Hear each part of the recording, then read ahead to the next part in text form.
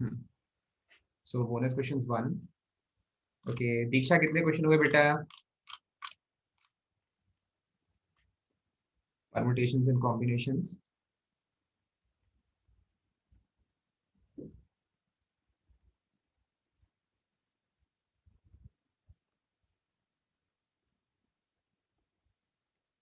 Okay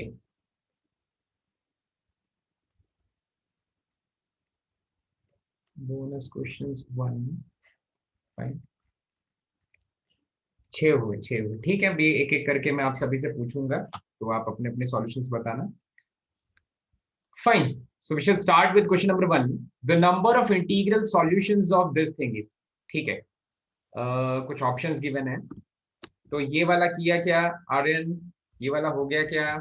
sir ये नहीं हुआ. ये नहीं हुआ. ठीक है, ठीक है. ओके. किसी और से खुशी वाला क्वेश्चन हुआ क्या बेटा? No sir. ऋषिकेश, ये हुआ क्या? 0 आ रहा है आंसर. 0 आ रहा. करेक्ट, करेक्ट है. तो देखो तो भाई कैसे किया ऋषिकेश? सर उसको प्राइम फैक्टराइज किया. हम्म.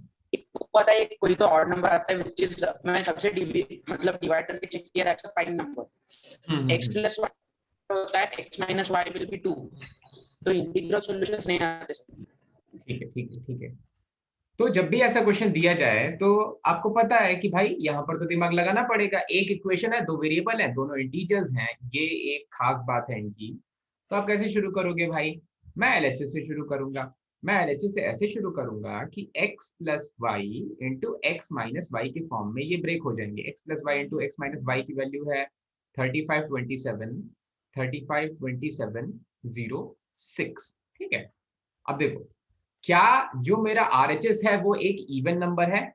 आरएचएस मेरा एक इवन नंबर है. अब आरएचएस इवन कैसे हो सकता है? आरएचएस इवन कैसे हो सकता है? आरएचएस को इवन करने के लिए क्या क्या कंडीशन सेटिस्फाई होनी चाहिए भाई?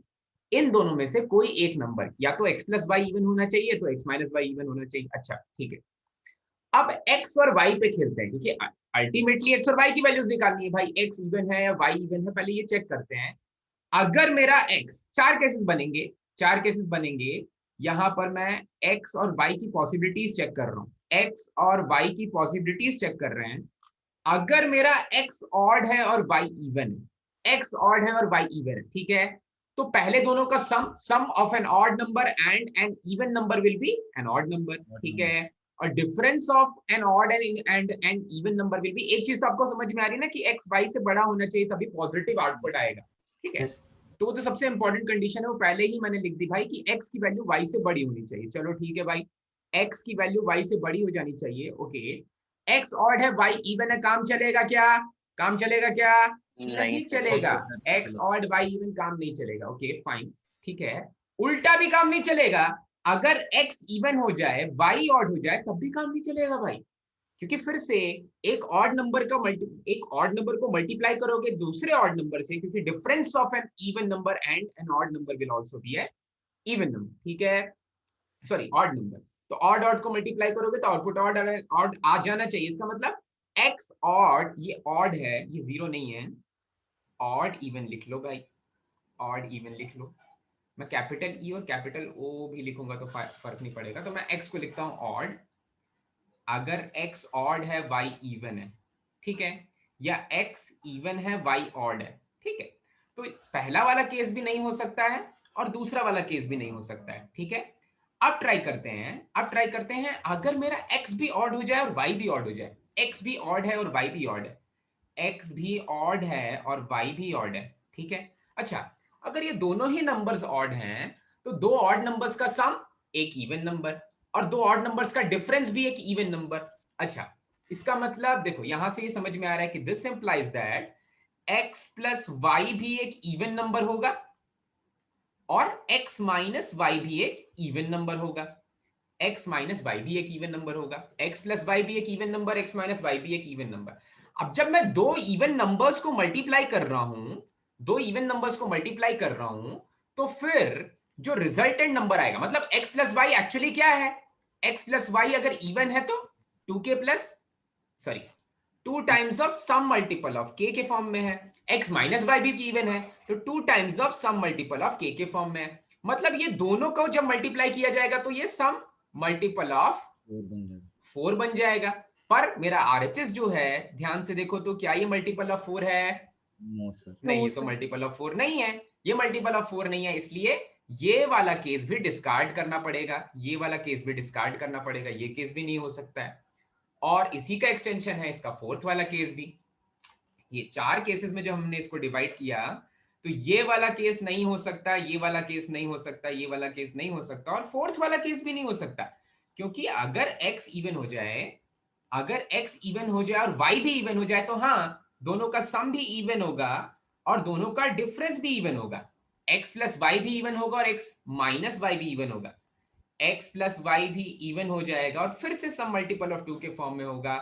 x माइनस वाई भी हो जाएगा इवन और फिर से सम मल्टीपल ऑफ 2 के फॉर्म में होगा, और ये दोनों को मल्टीप्लाई करेंगे तो सम मल्टीपल ऑफ 4 के फॉर्म में होगा, सम मल्टीपल ऑफ 4 के फॉर्म में होगा।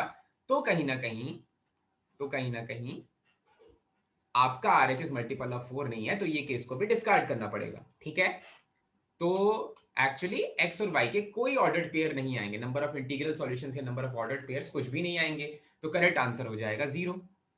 ठीक है भाई। सर अगर ही डिविजिबल बाय 4 रहता तो फिर क्या करते? अगर डिविजिबल बाय 4 रहता ना तो फिर उससे बड़े मल्टीपल से सोचते कि 16 से डिविजिबल है या नहीं है, 8 से डिविजिबल है या नहीं है, सो एंड सो। अगर इवन नंबर ही दिया रहता और डिविजिबल बाय 4 हो जाता तो फिर 6 से सोचेंगे, फिर 4 से तो 8 से होगा ही, फिर 12 से सोचेंगे, 6 और 12 पे चेक करेंगे। ठीक है, उसे जस्ट बड़ा वाला, क्योंकि जरूरी नहीं ना कि जो 4 का मल्टीपल है वो 6 का भी मल्टीपल हो। और अगर तब भी नहीं मिलेगा तो मुझे एट लास्ट कहीं ना कहीं ऑर्डर्ड पेयर, अगर सारे मल्टीपल्स देखो 2 का मल्टीपल है 4 का मल्टीपल है तो 2 और 3 दोनों का मल्टीपल हो जाएगा, 4 का मल्टीपल है 2 का मल्टीपल है तो 14। एक कोई भी प्राइम नंबर ले लो, उसको 2 से मल्टीप्लाई करोगे तो उसका भी मल्टीपल होने लग जाएगा। तो फिर अल्टीमेटली अगर आपको सॉल्यूशन चाहिए तो आपको काउंट ही करना पड़ेगा, क्योंकि 2 वेरिएबल है ना। ये तो डिस्कार्ड कर रहा हूं मैं कि कुछ भी नहीं मिलने वाला। अगर कुछ मिलने वाला रहता तो क्या करते, फिर चेक करते, मल्टीप्लाई करके चेक करते, पेयर्स बना करके। ठीक है, चमका क्या? यस यस हाँ, 2 इवन नंबर्स का 2 ऑड नंबर्स का प्रोडक्ट बना करके चेक करते। तो ये था आपका क्वेश्चन नंबर 1। क्वेश्चन नंबर 1 कुछ लोगों ने सॉल्व किया, ऋषिकेश ने सॉल्व कर लिया है। अनीशा आपने किया था क्या बेटा? No, sir. ओके, ठीक है। दूसरा वाला क्वेश्चन भी मुझे कल किसी ने बच्चे ने पूछा और कर लिया था। हाँ बोल बेटा। सर वो मैंने ऐसे, हाँ आपने कैसे किया? x और x माइनस y को x प्लस वाई और x माइनस वाई को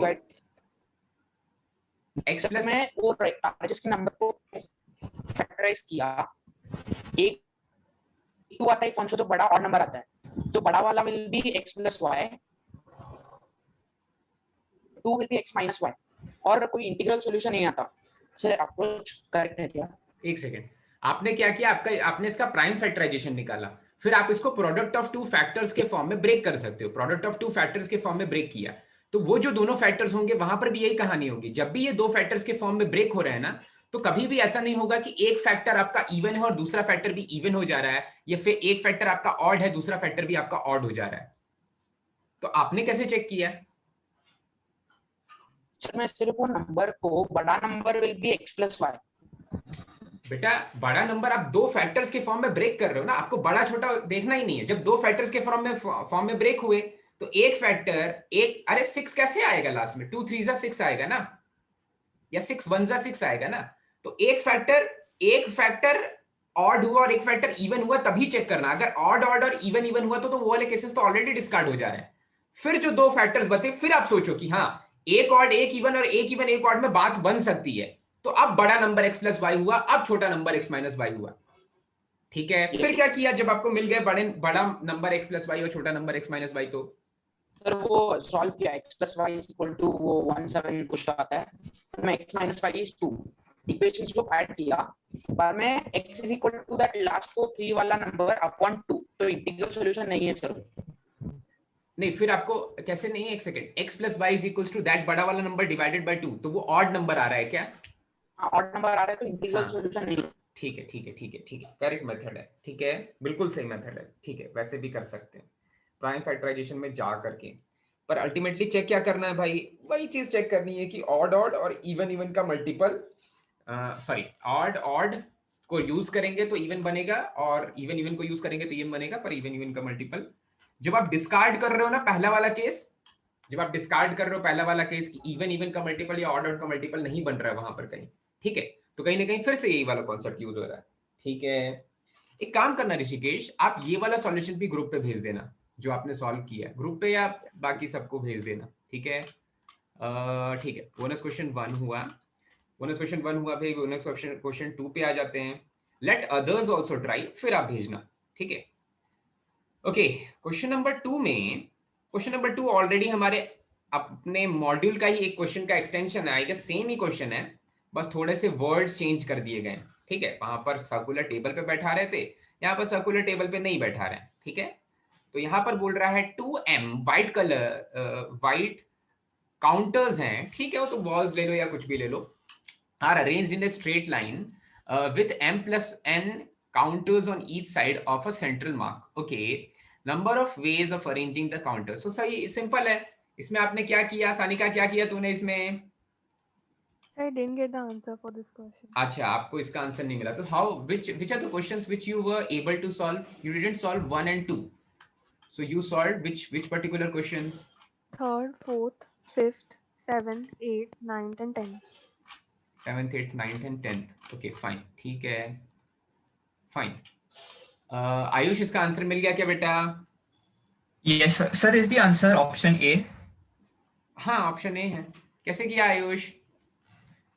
Sir, now you consider a dot.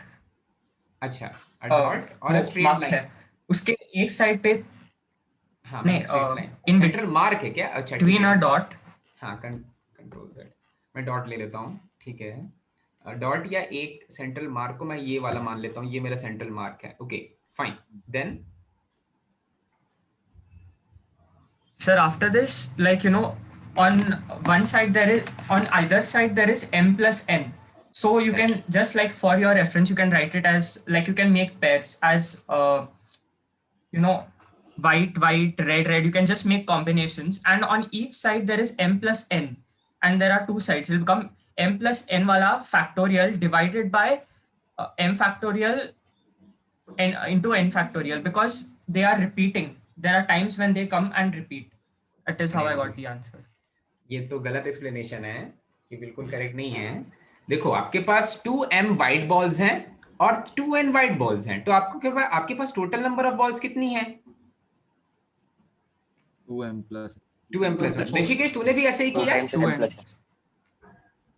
Sir मैंने कैसे किया, टू बी सिमेट्रिक हर तरफ टाइप होनी चाहिए, तो सिमेट्रिक होता ही नहीं sir if there are unequal balls इधर से। आपकी आवाज कट रही है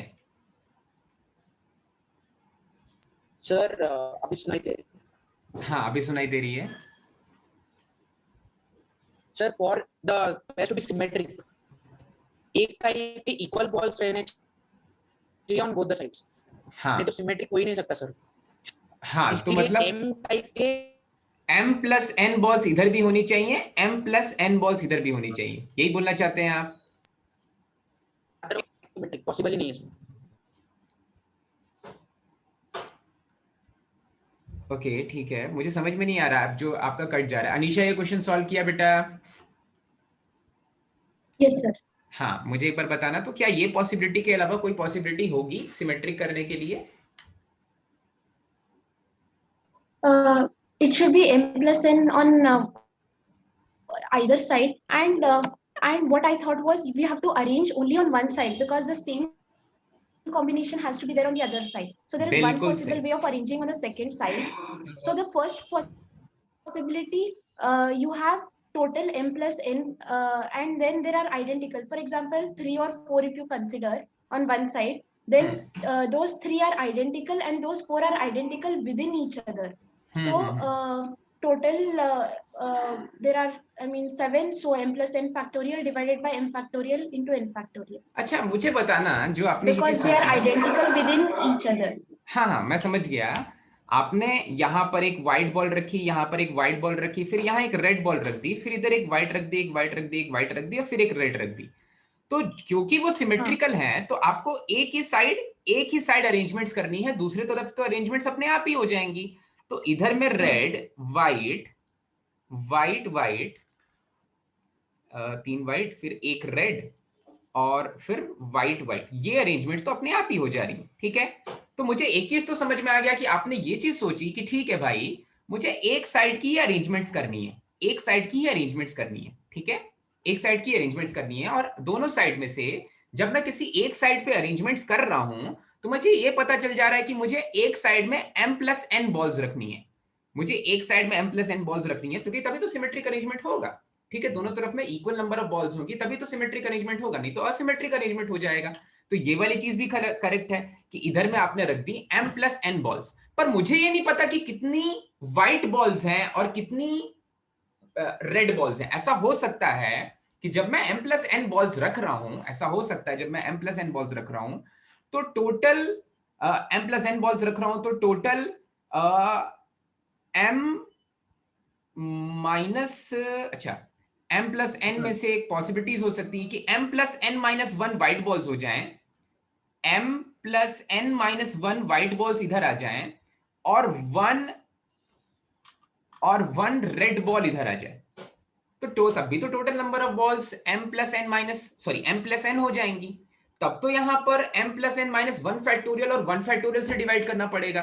तो गलती कहां पर हो रही है सर? उधर अगर हम m+n-1 व्हाइट बॉल्स लेंगे तो दूसरी साइड में उतनी व्हाइट बॉल्स नहीं हो सकती। हाँ, दूसरी साइड में फिर same number of white balls नहीं हो सकती, इसलिए मुझे बॉल्स को भी, हाँ बोल इवन नंबर ऑफ बॉल्स है ना। फॉर सिमेट्री अगर हम लेफ्ट में m दे रहे तो फिर राइट में भी m ही देना चाहिए सर, नहीं बिल्कुल सही। ठीक है, जितनी बॉल्स आप लेफ्ट में दे रहे हो उतनी बॉल्स आपको राइट में भी देनी है। इसका मतलब क्या है कि आपको m बॉल्स देनी है लेफ्ट हैंड साइड में और m ही व्हाइट बॉल्स देनी है राइट साइड में, और n बॉल्स देनी है लेफ्ट साइड में और n बॉल्स देनी है राइट हैंड साइड में भी। पर आपको अरेंज किसको करना है? किसी एक साइड को ही अरेंज कर लेंगे, एक साइड को ही अरेंज कर लेंगे तो काम चल जाएगा। ठीक है अनीशा, चमक गया ना तेरे को? यस ये सोचा था क्या कि दोनों तरफ में m व्हाइट और n ब्लैक और n ब्लैक या रेड? अच्छा, ये सोच लिया था। ठीक है चलो, तो फिर एक साइड में अरेंजमेंट्स करनी। अब तो कुछ नहीं है, m+n बॉल्स हैं, m+n बॉल्स है तो उनकी फैक्टोरियल m+n अरेंजमेंट्स हो जाएंगी डिवाइडेड बाय फैक्टोरियल m एक जैसी, फैक्टोरियल n एक जैसी, तो ये हो जाएंगे टोटल नंबर ऑफ अरेंजमेंट्स। काफी अच्छा प्रदर्शन सभी का भाई, काफी इंटरेस्टिंग क्वेश्चन है। थोड़ा सा even I had solved it in the way Anisha solved sir, same. अच्छा वैसे था क्या? मुझे लगा आप रेड व्हाइट एक साइड एक साथ रख रहे हो, तो फिर मैंने सोचा नहीं रेड व्हाइट का पेयर तो नहीं बनाना है। अच्छा ठीक है, तब मैं समझा जितने व्हाइट इधर उतने ही व्हाइट इधर और जितने रेड इधर उतने ही रेड इधर। ठीक है, तो फिर टोटल अरेंजमेंट्स एक साइड का ले लेंगे। ठीक है आयुष, ओके सो सही है। क्वेश्चन नंबर 2 सही है बिल्कुल। काफी लोगों ने सॉल्व कर लिया। ऋषिकेश यही बोल रहा था क्या तू भी? सर मैं यही एक्सप्लेन करने वाला था। ओके ठीक है, थोड़ा सा जल्दी चलते हैं, क्वेश्चन नंबर 3 पे आ जाते हैं। क्वेश्चन नंबर 3 ऑफ कोर्स, देखो कल किसी बच्चे ने मुझसे पूछा कि सर क्या ये सर्कल्स की रेडियाई अलग अलग हैं? तो अगर ये चीज क्वेश्चन में नहीं भी दी हुई है ना, तब भी क्वेश्चन में सेंस बनता है। क्यों बनता है क्वेश्चन में सेंस भाई? क्योंकि आपको तो maximum number of points of intersection चाहिए। ठीक है, तो maximum number of points of intersection के लिए तो सर्कल्स का रेडियाई अनइक्वल होना ही चाहिए। ठीक है, तो यासर ये वाला क्वेश्चन कर लिया बेटा? और एक है, ये फोर्थ, ये थर्ड है क्या? हाँ अच्छा ये फोर्थ है। चलो फोर्थ ले लिए हैं, फोर्थ वाला कर लेते हैं फिर थर्ड वाला कर लेंगे। ठीक है, मुझसे मिस हो गया था। ओके, क्वेश्चन नंबर 4 कैसे किया आर्यन? क्वेश्चन नंबर 4 नहीं किया, 3 किया। अच्छा आपने 3 किया, ठीक है आप 3 बता देना। दीक्षा क्वेश्चन नंबर 4 कैसे किया बेटा? सर अमंग 8 लाइंस पहले 2 लाइंस एक पॉइंट पे मीट होते हैं। पहले 2 लाइंस एक पॉइंट पे मीट होते हैं। पहले 2 लाइंस एक पॉइंट पे मीट होते हैं। अच्छा हाँ, मतलब 8, ये 8 लाइंस हैं, 1 2 3 4 5 6 7 8, तो ये 2 लाइंस एक पॉइंट पे मीट होते हैं, ऐसा बोल रहे हो क्या? हाँ सर, लाइक मैंने स्ट्रेट लाइन पे लिया था। हाँ बोलो। फिर among two circles meet at a point, that is intersection और 2 पॉइंट्स पे होते हैं। कोई आप ऐसा बोल रहे हो कि कोई भी 2 सर्कल 2 पॉइंट्स पे इंटरसेक्ट करते हैं और कोई भी 2 लाइंस एक पॉइंट पे इंटरसेक्ट करते हैं, ये चीज बोलना चाहते हो क्या आप? हाँ ठीक है हाँ ठीक है, सर। हाँ हाँ Then a line and a circle meet at a point. अच्छा, लाइन और सर्कल एक पॉइंट पे मीट करता है, ठीक है चलो फाइन। तो ऐसे 3 केसेस करके सॉल्व किया सर। नहीं नहीं मुझे बताओ वो केसेस को फिर इसके बाद कैसे सॉल्व करेंगे? ये दोनों लाइंस का point of sir intersection, first case में 8 लाइंस में, हाँ, तो among 8 lines we have to choose 2 lines. Sorry, among 8 correct, lines, yeah, we have to choose 2 lines, sir. हाँ फिर हाँ 1 ठीक है। intersection आएगा और इसे 2 फैक्टोरियल में अरेंज कर देंगे। टू तो फैक्ट 8 से 2 एक सेकंड, टू फैक्टोरियल में अरेंज कैसे कर रहे हैं मुझे बताना तो। नहीं no sir, it is for circles का। सर्कल्स को टू फैक्टोरियल में सेकंड अरेंज केस कर का रहे है। हैं।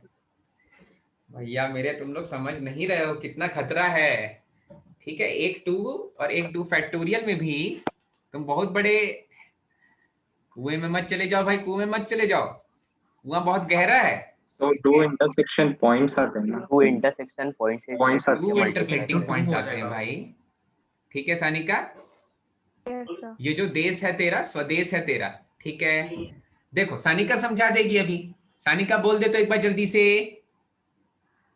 Sir, first there are 8 lines. Then when we choose 2 lines from them, there is one intersection. 8 And में then से 2 चूज करेंगे, number of points of intersection 1 हो जाएगा, plus 4C 2 into 2 because 2 circles. when they 4 में से 2 intersect circles choose करेंगे, उनका 2 point of intersection हो जाएगा, वेरी गुड। और तीसरा वाला 4C1 and 8C1. One 4 में circle से and one line. एक लाइन one- और नहीं, 4 में से एक सर्कल और 8 में से एक लाइन चूज करेंगे, और एक And लाइन और एक maximum सर्कल का intersection is 2. Maximum points of intersection 2 हो जाएंगे, ठीक है? तो इससे आंसर क्या आ जाएगा सानिका? 104. 104, ठीक है चलो, काफी आसान प्रश्न है, काफी खतरा है भाई हमें, देखता है कभी कभी तो आंसर निकल जाते हैं, ठीक है? पर तोते तो उड़ जाते हैं भाई, उड़ जाते तोते उड़ जाते हैं ये सब क्वेश्चन में। काफी आसान प्रश्न थे, पर हर पार्ट से कुछ ना कुछ क्वेश्चंस दिए गए हैं, ठीक है? काफी इवनली डिस्ट्रीब्यूटेड। ओके, इसके बाद डिवीजन डिस्ट्रीब्यूशन, मल्टीनोमियल थ्योरम से क्वेश्चंस मिलेंगे आपको नेक्स्ट वाले असाइनमेंट में। ओके, क्वेश्चन नंबर 3 पे आ जाते हैं। क्वेश्चन नंबर 3, हाँ अब बताएगा आर्यन। आर्यन बोल तो क्वेश्चन नंबर 3 कैसे होगा?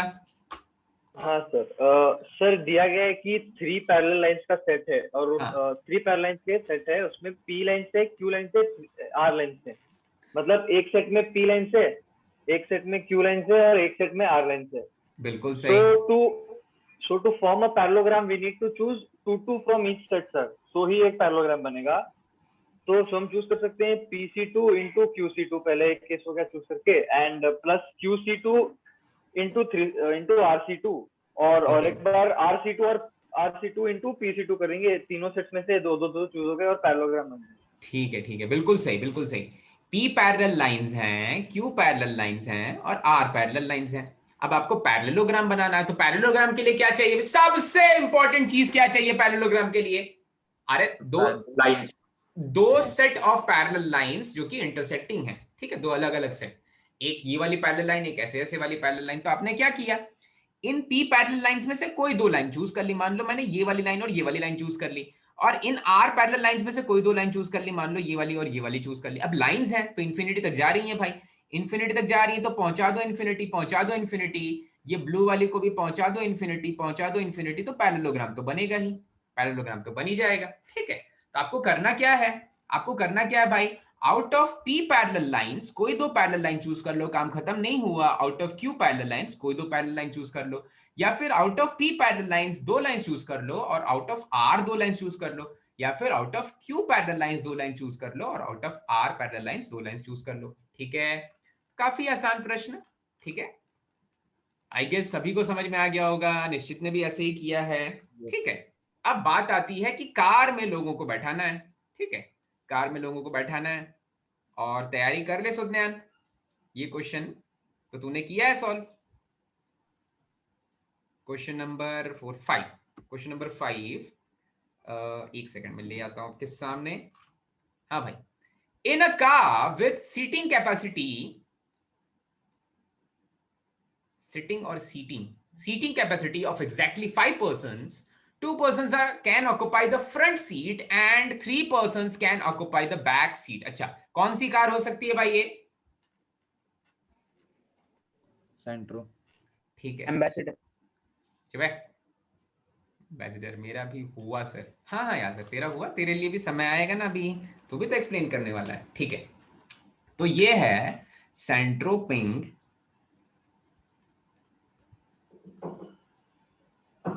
She Jinping, centres Jinping. ठीक है भाई, सेंट्रो कार है और कार में देखो सीटिंग कैपेसिटी तो 5 की है। अब लोग बैठाने वाले हमारे पास 7 है, सीटिंग कैपेसिटी 5 लोगों की है। ठीक है, आगे बैठे 2 लोग, ये दोनों, और पीछे बैठे 3 लोग। ये किसी का चेहरा लग रहा है, ऐसे आंखें, और यहाँ पर 2 लोग बैठ गए, यहाँ पर एक आदमी बैठेगा, यहाँ पर एक आदमी बैठेगा, और यहाँ पर एक आदमी बैठेगा, यहाँ पर एक आदमी बैठेगा, यहाँ पर एक आदमी बैठेगा। ठीक है, तो ऐसे बैठ जाएंगे सभी। ठीक है, पर ये है मेरी ड्राइवर सीट, ये है मेरी ड्राइवर सीट। ठीक है, अब इधर बैठने वाला है ड्राइवर। ओके, और लोग कितने हैं भाई? P1, P2, P3, M1, M2, M3 और W1। ठीक है, P1, P2, P3 are persons, M1, M2, M3 are men and W1 is women। तो 7 अलग अलग लोग दिख रहे हैं भाई सभी को। Yes sir. Yes sir. अब ड्राइवर इसमें से 2 ही हैं। ठीक है, ड्राइवर इसमें से 2 ही हैं, पर क्या मुझे पता है कि कौन कौन ड्राइवर है? हाँ, मुझे पता चलना चाहिए, मुझे पता रहना चाहिए कौन कौन ड्राइवर है। तो P3 और W1। ठीक है, जेंडर इक्वालिटी के चक्कर में W1 को रखना पड़ेगा। ओके, तो P3 और W1 को ड्राइविंग आती है। ओके ओके, अब कौन कौन से केसेस बनाए सुज्ञान तूने? सर मैंने 2 केसेस बनाए। हाँ sir when both the drivers, मतलब जिनको ड्राइविंग आती है, दोनों कार में है। केस एंड वन केस जब उनमें से कोई एक ही कार में है और वही ड्राइविंग कर रहा है। ओके, केस 1 में दोनों ड्राइवर्स कार में हैं, केस 2 में दोनों में से कोई एक ड्राइवर कार में। ठीक है, तो जब दोनों ड्राइवर्स कार में हैं, बोथ, तो तब वो दोनों ऑलरेडी सिलेक्टेड है। We just need to choose that उनमें से कौन ड्राइव करेगा। Are in the car. पहले वाले केस में P3 और W1 are in the car. ठीक है, आर इन द कार, जहां पर कार कौन सी है भाई? सेंट्रो जिंगपिंग। ओके ठीक है, और दूसरे वाले केस में one of them are in, अरे एक भी नहीं होगा तो थोड़ी ना कार चला सकते हो भाई, तो one of them are in the car. ठीक है, one of them are in, काफी गंदा लिख रहा हूं मैं, मुझे साफ सुथरा लिखना है, मैं फिर से लिखता हूं। ओके, दूसरे वाले केस में one of them are in the car. ठीक है, तो जब दोनों कार में हैं, दोनों कार में है, तो मुझे क्या करना है सुज्ञान? केवल ड्राइवर चूज करना है। 2 में से एक ड्राइवर चूज कर लिए। ठीक है, दोनों कार में है, 2 में से एक ड्राइवर चूज कर लिए। अच्छा, 2 में से एक ड्राइवर चूज कर लिया, और बाकी 2 लोग तो पहले से ऑक्युपाई कर ले हैं। नहीं, हाँ, एक सीट तो ऑलरेडी ऑक्युपाइड है, तो अब मेरे पास बची कितनी और सीट्स? 3 सीट बची सर। 3 सीट्स बची, 4 सीट बची, पर जो दोनों ड्राइवर आ चुके हैं उसमें से एक ड्राइवर बाकी किसी सीट पे बैठेगा, तो बची तो 3 सीट्स। और कितने लोग बचे जिनसे तीनों सीट्स चूज करनी है? 5 लोग बचे। 5 लोगों में से कोई 3 लोग चूज कर लिए, तो वो 3 सीट्स पे बैठ जाएंगे, प्लस एक ड्राइवर जो पहले से चूजन है वो भी किसी सीट पे जाके बैठेगा। तो इन सब के आपस में परम्यूटेशंस फैक्टोरियल 5 होगा, 4 होगा। फैक्टोरियल 4 भाई, ड्राइवर को नहीं उठा सकते अपनी सीट से। ठीक है, तो ये हो जाएंगे टोटल नंबर ऑफ केसेस पहले वाले केस में। तो सुनना, पहले वाले केस का सम मल्टीप्लिकेशन क्या आया? 480 आएगा। 480। ठीक है, दूसरे वाले केस की बात करते हैं। जब किसी एक ड्राइवर को ही कार के अंदर जगह मिल रही है, एक ही ड्राइवर रखा है मैंने कार चलाने के लिए, एक ही ड्राइवर की जरूरत थी भी, तो अब मैं क्या बोलूंगा कि 2 में से कोई एक ड्राइवर चूज कर लो जो अंदर जा रहा है। 2 में से एक ड्राइवर चूज कर लो तो अंदर जाके सीट पे बैठ गया, बची 4 सीट्स। कितने लोग बचे भाई? 5 लोग। 5 लोग बचे, लेकिन अब कितने लोग चाहिए? 4। 5 में से 4 लोगों को चूज करना पड़ेगा। कितने पॉसिबल वेज में बैठ सकते हैं? अभी भी फैक्टोरियल 4। तो क्या आएगा आंसर? 240 है।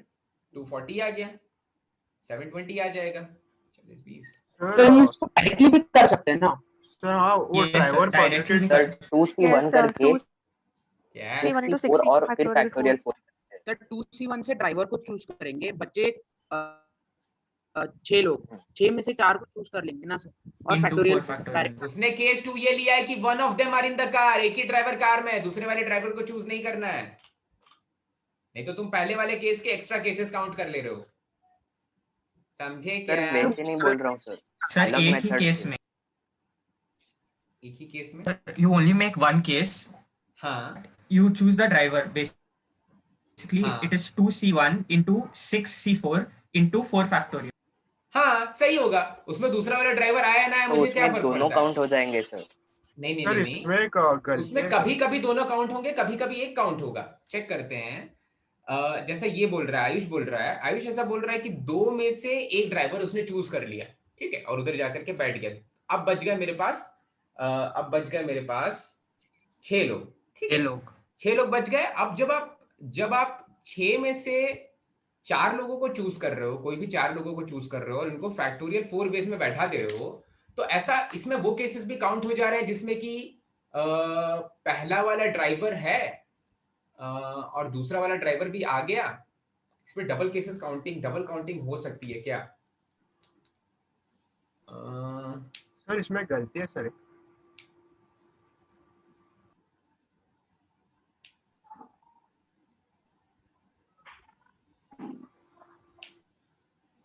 सर नहीं, ये भी ड्राइवर 1 और ड्राइवर 2, ये भी सही लग रहा है। और ड्राइवर 2 है कि नहीं हमको देखो मेरे लिए वो दोनों, हाँ ये भी केसेस सही हैं, ये केसेस भी सही है, तो इससे भी आंसर 720 आ जाना चाहिए। देखो तो यहाँ पर सर Yes sir, आ रहा है sir. 720 आएगा। 64 है 720 गलत 5 अपॉन 720 गलत आंसर है भाई, ऊपर वाला बिल्कुल सही है। 6 into 5 upon 2 into 4 सर नहीं into 3 into 2, क्या चीज? सर वो ड्राइवर तो अपने आप में परम्यूटेट कर सकते हैं ना सर। अरे अपने आप और बाकी परम्यूटेशन के हो रहा है पैसे- बेटा, जब तुम 2 में से तीन किसी अपने- एक को चूज कर रहे हो ना, 2 में से किसी एक को चूज कर रहे हो तो तुम्हारे पास खुद ही चॉइसेस हो हाँ। जा रही है कि तुम P1 तुम P3 को चूज कर रहे हो एक बार, या फिर एक बार तुम W1 को चूज कर रहे हो, तो 2C1 में तुम उनके फैक्टोरियल काउंट कर ले रहे हो। 2C1 का मतलब 2 से मल्टीप्लाई कर रहे हो, तो 2C1 का मतलब तुम उनके फैक्टोरियल काउंट कर ले रहे हो। जब तुम P3 को चूज कर रहे हो वो एक केस बन रहा है, जब तुम W1 को चूज कर रहे हो तब दूसरा केस बन रहा है, तो दोनों चीजें काउंट हो जा रही है वहीं पर, ठीक है। ये सभी को कंफ्यूजन अभी तक क्यों है कि चॉइसेस में ही मैं सारी चीजें काउंट कर लेता हूं, ऐसा क्यों लगता है कि ये गलत हो जा रहा है? एक सेकंड, मैं पहले उसको लिख देता हूं लास्ट में। 30 720 आया ना, 24 तिहाई 720, ठीक है। या सर जब 2C1 से चूज करते हैं ना और फिर दूसरे वाले को परम्यूटेट कर रहे हैं, दूसरे वाले ड्राइवर को कहीं पे बैठा दे रहे हैं, तो ये ड्राइवर्स आपस में परम्यूटेट हो जा रहे हैं, क्योंकि पहला जो चॉइस किया था वो मेरे पास चॉइसेस थे, P1 W1 अब कहीं भी बैठ सकता है, या फिर W1 चूज किया होगा तो P3 कहीं पर भी बैठ सकता है, ठीक है। तो ड्राइवर्स के सारे परम्यूटेशन ही काउंट कर रहे हैं, या फिर नहीं आ सकता है 6C4 में वो ड्राइवर नहीं भी आएगा तो पहला वाला केस भी आ जाएगा। तो मेरा क्वेश्चन सुज्ञान से है कि ये अलग अलग केसेस बना करके ही कैसे समझ में आया कि अलग अलग केसेस बना करके ही सोचना है। अगर मैं पर्सनली सोचता तो मैं भी अलग अलग केसेस बना के सोचता, तो आपको क्यों ऐसा लगा कि आपको अलग अलग केसेस बनाने हैं? सर मेरे को वो डायरेक्टली समझा नहीं, जब मेरे को पता चला कि 2 ड्राइवर्स है तभी स्ट्राइक हुआ कि 2 केसेस बनेंगे, उनमें से जब दोनों है और उनमें से सिर्फ जब एक ही है कार में। Sir, but actually it does not depend even if one is there or 2 are there. In the end only one has to drive. वो जो That's all that matters. और आया है ना sir, when we add case 1 and case 2 ना, तो वही आ रहा है सर। हाँ वो मुझे पता है, 720 फर्स्ट वाले केस भी से ये भी आ रहा है, दोनों सॉल्यूशंस बिल्कुल करेक्ट हैं, पर सुज्ञान ने पहला वाला किस लिए चूज किया वो मैं जानना चाहता था। मैं चाहता था कि मैंने आपको मॉड्यूल का एक क्वेश्चन कराया था, क्वेश्चन नंबर 19, मॉड्यूल का क्वेश्चन नंबर 19, ठीक है। तो अगर मैं क्वेश्चन नंबर 19 कर रहा हूं मॉड्यूल में, जैसे क्वेश्चन नंबर 19 हमने सॉल्व किया था, स्टेटमेंट 1 इनकरेक्ट हो जा रहा था, तो मैं हमेशा अगर सॉल्व करूंगा तो केसेस अलग अलग बना के ही करूंगा, मैं कभी भी एक साथ नहीं बना के करूंगा। दूसरे वाले केस से आंसर आ जा रहा है, दूसरे वाले केस सही भी है, पर मुझे अगर कोई फिर से चॉइस देगा तो मैं केसेस अलग अलग बना के सॉल्व करूंगा, क्योंकि मैंने आपको थोड़े बाकी क्वेश्चंस में जब हम डायरेक्ट सॉल्व करने जाते हैं तब थोड़े केसेस मिस हो जाते हैं, इसलिए बाकी क्वेश्चंस में भी हमारा अप्रोच केसेस बना के ही रहना। उल्टा सुनिए, थोड़े केसेस और एक्स्ट्रा काउंट हो जाते हैं, थोड़े केसेस हाँ, और एक्स्ट्रा काउंट हो जाते हैं। 19th वाले क्वेश्चन में हमने थोड़े केसेस और एक्स्ट्रा काउंट, उन्होंने थोड़े केसेस एक्स्ट्रा और काउंट कर लिए थे, ठीक है। तो इसलिए तो मैंने लाइक मोस्ट क्वेश्चंस केसेस बना के ही अप्रोच किए। मैं सभी को ये बोल रहा हूं कि आप केसेस बना करके ही ट्राई करो, केसेस बना करके ही ट्राई करो। वो जैसे जीरोस वाले होते हैं ना, हाँ कहीं पर भी रख देंगे जीरो। अगर मुझे बहुत छोटा कोई नंबर दे दे कि 4 digit number, 3 digit number, 2 digit numbers count करने, तो मैं अलग अलग काउंटिंग करूंगा। 3 डिजिट की अलग काउंटिंग करूंगा, 2 डिजिट की अलग काउंटिंग करूंगा, 1 डिजिट की अलग काउंटिंग करूंगा, 4 डिजिट की अलग काउंटिंग करूंगा। यही सोच लूंगा कि भाई जीरो पहले वाले प्लेस पे जीरो भी रख सकते हैं, तो फिर 10 पॉसिबल वेज में फिल कर सकते हैं, क्योंकि काउंटिंग थोड़ी आसान हो जाती है। मिस नहीं होगी कोई चीज आप एक्स्ट्रा काउंट भी नहीं करोगे, कोई चीज मिस भी नहीं होगी। तो ज्यादा बेटर है कि आप केसेस को डिवाइड कर लो, ठीक है भाई। तो पहला वाला मुझे मेथड ज्यादा सही लगा, ठीक है, fine. So this was question number 5। Question number 6 कितने लोगों ने सॉल्व, रुक जाओ, हाँ भाई, क्वेश्चन नंबर 6 के लिए यासर एक्सक्लूसिवली समझाएगा क्वेश्चन नंबर 6 कैसे सॉल्व हुआ है, ठीक है। 6 नहीं हुआ, अरे अथर तुझसे हो गया क्या क्वेश्चन नंबर 6? ट्राई किया सर, बट आंसर कुछ तो दूसरा आ रहा था सर, मतलब अच्छा, मैच नहीं हो रहा था सर। दूसरा वाला क्या आ रहा था answer? was getting something 2 raised to p minus 1 whole raised to n, ऐसे कुछ तो आ रहा था सर। नहीं, ये तो नहीं आना चाहिए, ठीक है। क्वेश्चन नंबर हाँ 6 सर, की बात करते हैं। मुझे भी same he 2 raised to the power p आ रहा है, ठीक है, ठीक है, गुड। ओके, देखो question 2 raised to the power p, 2 raised to the power p तो कभी भी नहीं आना चाहिए। हाँ, सी या डी में से कुछ एक होगा ऋषिकेश। हाँ, मैं चेक कर लेता हूं। तो देखो मेरे पास n डिफरेंट बुक्स हैं, ठीक है। तो मैं पहली वाली बुक का नाम रख देता हूं B1, दूसरी वाली बुक का नाम रख देता हूं B2 and so on up to, ऐसे bn डिफरेंट बुक्स हैं, ठीक है। और हर एक बुक की p कॉपीज हैं, हर एक बुक की जब बोल रहा ना p कॉपीज हैं, तो एक्चुअली मैं B1 को छोड़ करके इसी B1 की अलग अलग p कॉपीज हैं, ठीक है। तो देखो मैं ऐसा बोल रहा हूं B1 B1 B1 B1 up to B1, ये जो कॉपीज हैं ये टोटल p कॉपीज हैं, ये टोटल p कॉपीज हैं, ये टोटल p कॉपीज है। मतलब टोटल नंबर ऑफ B1 वाली बुक्स कितनी हो जाएंगी? p+1। हाँ, p+1। ये कंफ्यूजिंग पॉइंट हो सकता है। तो आप बोल सकते थे कि सर हमारा answer p raise to the power n आ रहा है या n raise to the power p आ रहा है, तब मैं मानता कि ठीक है चलो भाई, वो क्वेश्चन समझने में गलती हो गई है या क्वेश्चन का लैंग्वेज थोड़ा सा करेक्ट नहीं है, इसलिए गलती हो गई है। पर 2 raise to the power something, देखो उसके बाद B2 2 raise to the power, +1 part. हाँ, +1 पार्ट आपको नहीं समझ में आया।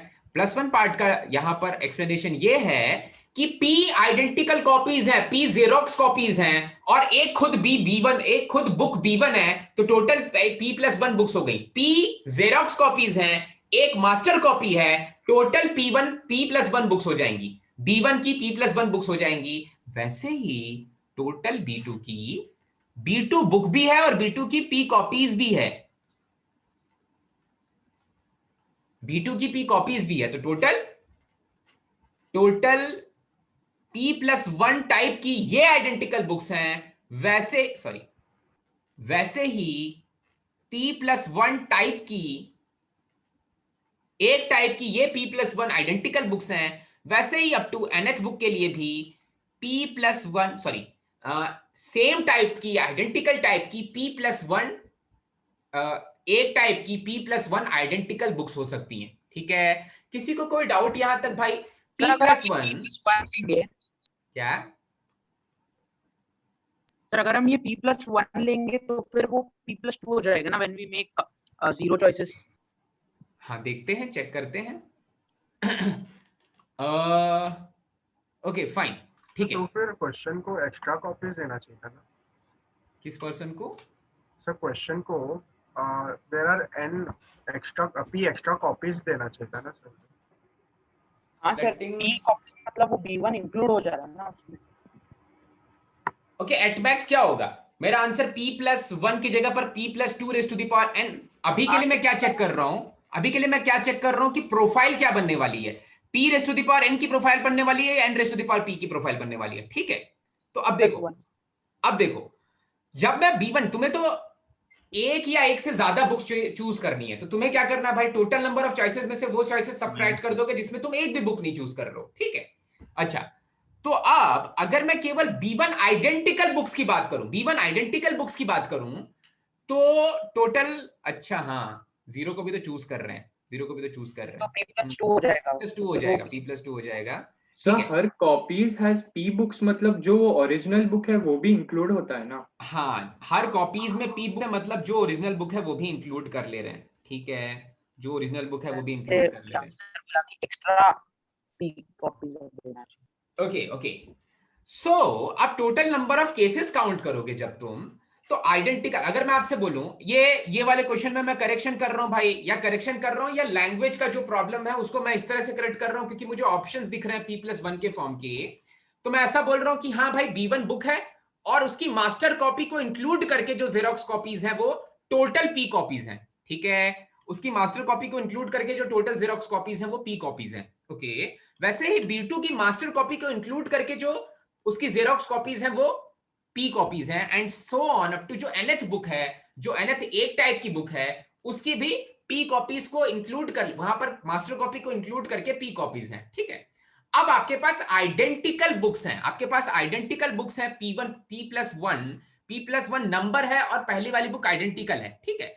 तो पांच आइडेंटिकल मैंगोज में से अगर मैं एक भी मैंगो नहीं चूज कर रहा हूं तो कितने पॉसिबल वेज में चूज कर सकता हूं? वन पॉसिबल वेज में, वन पॉसिबल वे में, ठीक है। वैसे ही अगर P+1 आइडेंटिकल थिंग्स हैं, P+1 आइडेंटिकल B1 बुक्स हैं, तो उसमें से 3 बुक्स में कितने पॉसिबल वेज में चूज कर सकता हूं भाई? वन पॉसिबल वे, ठीक है। तो जितने भी लोग 2n बोल रहे हैं वो ये चीज समझें कि 2n कौन से केस में आता है? तब जब हम डिस्टिंक्ट ऑब्जेक्ट्स में से कुछ ऑब्जेक्ट चूज करते हैं, एंड डिस्टिंक्ट में से जीरो डिस्टिंक्ट चूज किया तो NC0, एंड डिस्टिंक्ट में से 1 चूज किया तो NC1, and so on, and distinct में से 0, एंड डिस्टिंक्ट में से 1, एंड डिस्टिंक्ट में से 2, and so on up to n distinct में से n चूज किया, तो इस तरह के 2n केसेस बन सकते हैं, ठीक है। अच्छा, तो यहां पर पहले वाली बुक के लिए कितने केसेस हो जाएंगे? जितनी कॉपीज हैं, 5, देखो 5 मैंगोज हैं, कितने पॉसिबल वेज में तुम जीरो मैंगो चूज कर सकते हो? 1 वे, 1 मैंगो चूज कर सकते हो 1 वे, 2 मैंगोज चूज कर सकते हो 1 वे, क्योंकि आइडेंटिकल है सारे के सारे, ठीक है।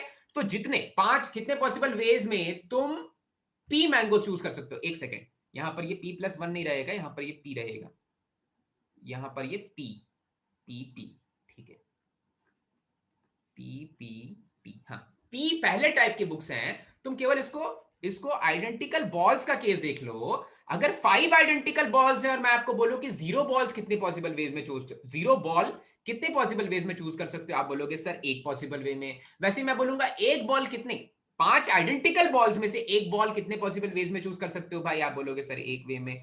वैसे ही 3 बॉल्स, 2 बॉल्स के एक बॉल, 2 बॉल के बाद 3 बॉल भी 1 पॉसिबल वे, 4 बॉल भी 1 पॉसिबल वे, और 5 बॉल भी 1 पॉसिबल वे, तो टोटल कितने वेज हो जाएंगे? 6 वेज हो जाएंगे, ठीक है, 6 वेज हो जाएंगे, ओके। 0 को इंक्लूड करके टोटल 6 वेज हो जाएंगे 5 आइडेंटिकल मैंगोज में से 0 या 0 से ज्यादा मैंगोज चूज करने के। वैसे ही दूसरे वाले आइडेंटिकल बुक्स में से दूसरे वाले आइडेंटिकल बुक्स के लिए भी P+1 वेज हो जाएंगे। वैसे ही लास्ट वाली आइडेंटिकल बुक्स के लिए भी P+1 वेज हो जाएंगे भाई, ठीक है। चमका क्या?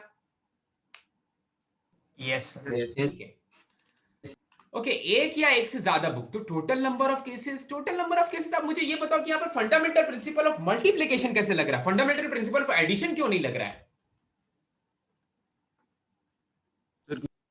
सर वो इनमें से भी ले सकता है, उनमें से भी ले सकता है, सब एक साथ भी ले सकता है। ये थोड़ा सा सेटिस्फैक्टरी आंसर नहीं हुआ। सर दिख मतलब रहा है, हाँ बोल B1 भी ले सकता है, B2 भी ले सकता है, B3 भी ले सकता है, और सब एक साथ भी ले सकता है। हाँ, सारे के सारे एक साथ आ जा रहे हैं। तो चॉइसेस, तो मेरे पास प्लेसेस कैसे हैं? प्लेसेस ऐसे हैं क्या? वो एक बुक ले सकता है, तो एक बुक के लिए कितने चॉइसेस हैं उसके पास? एक बुक के लिए कितने चॉइसेस हैं? एक चॉइस। हाँ, एक बुक के लिए एक ही चॉइस है। ये सारे अलग अलग, हाँ हाँ हाँ, बोल ऋषिकेश।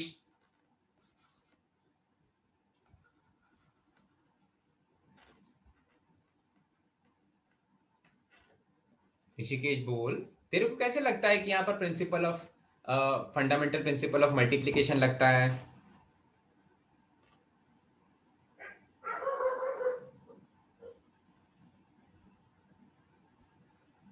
ओके, ऋषिकेश शायद चला गया। वृंदा, ये क्वेश्चन सॉल्व किया है क्या बेटा आपने? नहीं हुआ सर। नहीं हुआ, ठीक है ठीक है। यासर बोल बेटा। सर इसको हम ऐसे समझ सकते हैं कि जो पर्सन बुक ले रहा है सर, उसका काम लाइब्रेरी के बाहर जाने के बाद होगा, मतलब जितने उसको काम, उसको जितना लेना है वो लेने के बाद उसका काम खत्म होगा। ओके, तो अच्छा फिर अच्छा। अगर उसको अगर 5 बुक्स है लाइब्रेरी में सपोज, तो फिर वो 5 में से शायद 3 बुक उठा लेगा, उसके बाद उसका काम खत्म होगा सर। एक बुक उठाएगा तो काम खत्म होगा, दूसरा बुक लेगा, वैसा नहीं है सर। सारी बुक्स लेना ही काम खत्म होना क्यों है अथर्व? यहाँ पर बस मुझे ये एक्सप्लेन करना है कि कुछ हद तक यासर ने बोला उस चीज को। मुझे बस ये एक्सप्लेन करना है कि यहाँ पर प्रिंसिपल ऑफ एडिशन क्यों नहीं लग रहा है, प्रिंसिपल ऑफ मल्टीप्लिकेशन ही क्यों लग रहा है? तो क्योंकि वो एक सेट से एक बुक ले सकता है और बाकी 2 सेट से कुछ नहीं ले सकता, वो एक केस बन जाते हैं। हम आप सर क्वेश्चन में फ्रॉम द लाइब्रेरी पूछा है ना, तो लाइब्रेरी में सब बुक्स है, तो फिर लेके जाना पड़ेगा ना सर। अच्छा, मतलब Sir, as Sudhyan said, library में like, when he is not choosing a book also, that is also becoming a case, as Sudhyan said. So उस टाइप में होगा वो। तो जब हम इनको हर एक बुक के सेट को 1+1+1 p+1 टाइम्स लिखते हैं ना, और सारे ऐसे मल्टीप्लिकेशन जब लिखते हैं ना, तब हर एक केस, अगर फर्स्ट केस से वो एक बुक ले सकता है और बाकी सारे बुक के सेट से वो कोई बिल्कुल सही, ये साथ में हो रहे हैं। जब मैंने तुम्हें पढ़ाया था आइडेंटिकल ऑब्जेक्ट्स का सिलेक्शन, उसके तुरंत बाद मैंने पढ़ाया था कि sum of divisors, product of divisors ये निकालते हैं। तो यहां पर वो सम ऑफ डिविजर्स वाला केस हो रहा है कि जब आप पहले वाले सेट से एक भी बुक नहीं ले रहे हो, या पहले वाले सेट से इतने आइडेंटिकल बुक्स में से एक बुक ले रहे हो, या इतने आइडेंटिकल टूज में से 2 टूज कंसीडर कर रहे हैं, इतने आइडेंटिकल टूज में से 3 टूज कंसीडर कर रहे हैं, तो याद करो वहां पर मल्टीप्लिकेशन आता था, याद आ रहा है? Yes sir. या मेरे जस्ट पहले देखना, जब जहां पर मैंने नंबर ऑफ डिविजर्स और सम ऑफ डिविजर्स कराया है, उसके जस्ट पहले मैंने आपको लिखाया होगा कि आइडेंटिकल सिलेक्शंस हो रहे हैं, वहां पर आइडेंटिकल सिलेक्शंस में से कुछ सिलेक्शन हो रहे हैं। जस्ट पहले वो बनाना वाला एग्जांपल दिया था, उसके बाद डिविजर्स काउंट किए थे। तो वही चीज तो बोल रहा है यहां पर कि सारे केसेस काउंट करने हैं भाई, कि जब पहले वाले सेट में से एक भी बुक नहीं लिया, पहले वाले सेट में से एक एक बुक ले लिया, कोई भी एक बुक ले लिया, पहले वाले सेट में से चूज करके कोई भी 2 बुक्स ले लिया, ये केसेस, या फिर इसके 7 केसेस बनेंगे। पहले वाले सेट में से, सॉरी, दूसरे वाले सेट में से एक भी बुक नहीं लिया, दूसरे वाले सेट में से एक बुक लिया, and so on up to दूसरे वाले सेट में से भी सारी कितनी कॉपीज है, p कॉपीज है, सारी की सारी बुक्स ले लिया, एंड सो ऑन। चमका क्या? चमका अच्छे से याद आया? कहां पर कराया था? मैचिंग करना सीखो, बहुत अच्छे से ध्यान। जहां पर पढ़ाया है आइडेंटिकल ऑब्जेक्ट्स, वहीं से निकल के आया होगा, तो ये तो वही है, आइडेंटिकल पार्स है भाई। बुक्स का नाम दे दिया गया भाई, identical prime factors, sorry prime numbers के पार्स हैं, ठीक है। और उनमें से वो एक केस, तो यहाँ पर प्रिंसिपल ऑफ मल्टीप्लिकेशन यूज हुआ भाई, क्योंकि सभी के p+1 केसेस बन गए, सभी के p+1 केसेस बन गए, तो टोटल p+1n केसेस हो गए। और आपने वो एक केस सब्ट्रैक्ट कर दिया जब आप किसी में से भी एक भी बुक नहीं ले रहे हो, ठीक है। ये वहां पर क्या होगा? वहां पर होगा प्रॉपर, या वहां पर होगा नंबर ऑफ डिविजर्स एक्सक्लूडिंग 1, ठीक है। 1 भी तो सभी का डिविजर होता है, तो मैंने वो वाला डिविजर एक्सक्लूड कर दिया। 1 डिविजर कब बनता है? जब 2⁻0 ले लो, 3⁻0 ले लो, 4⁻0 ले लो, तब डिविजर 1 बन जाता है, ठीक है। चमका भाई अच्छे से?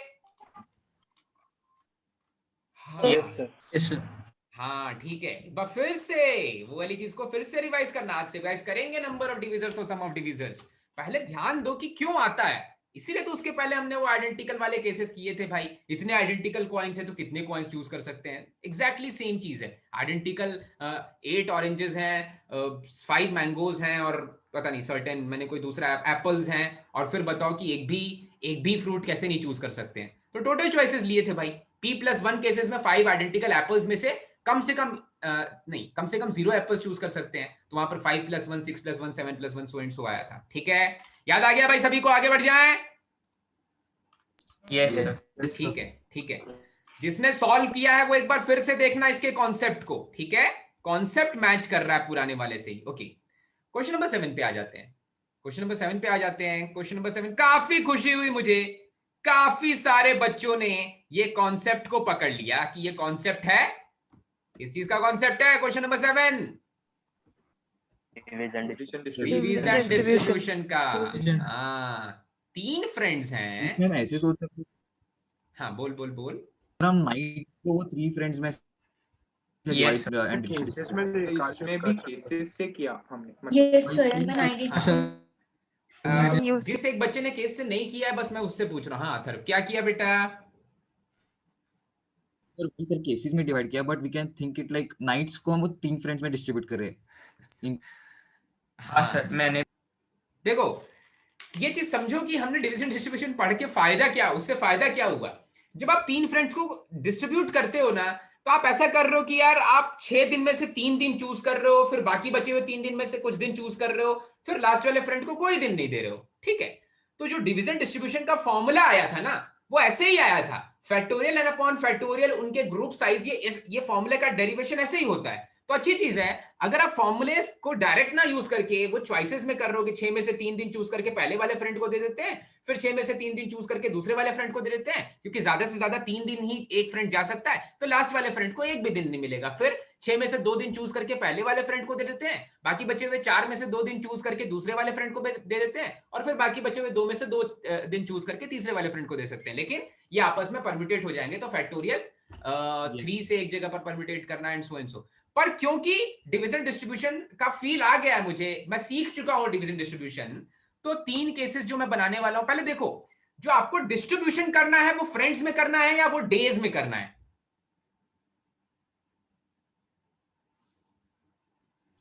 सर डेज को फ्रेंड्स में डिस्ट्रीब्यूट करना है। फ्रेंड्स में करना है सर। मतलब 3 फ्रेंड्स को थोड़ी देर के लिए भूल जाओ, फ्रेंड्स थोड़ी देर के लिए भूल जाओ। जो डिवीजन करना है वो डेज को 3 अलग अलग साइज में डिवाइड करना है।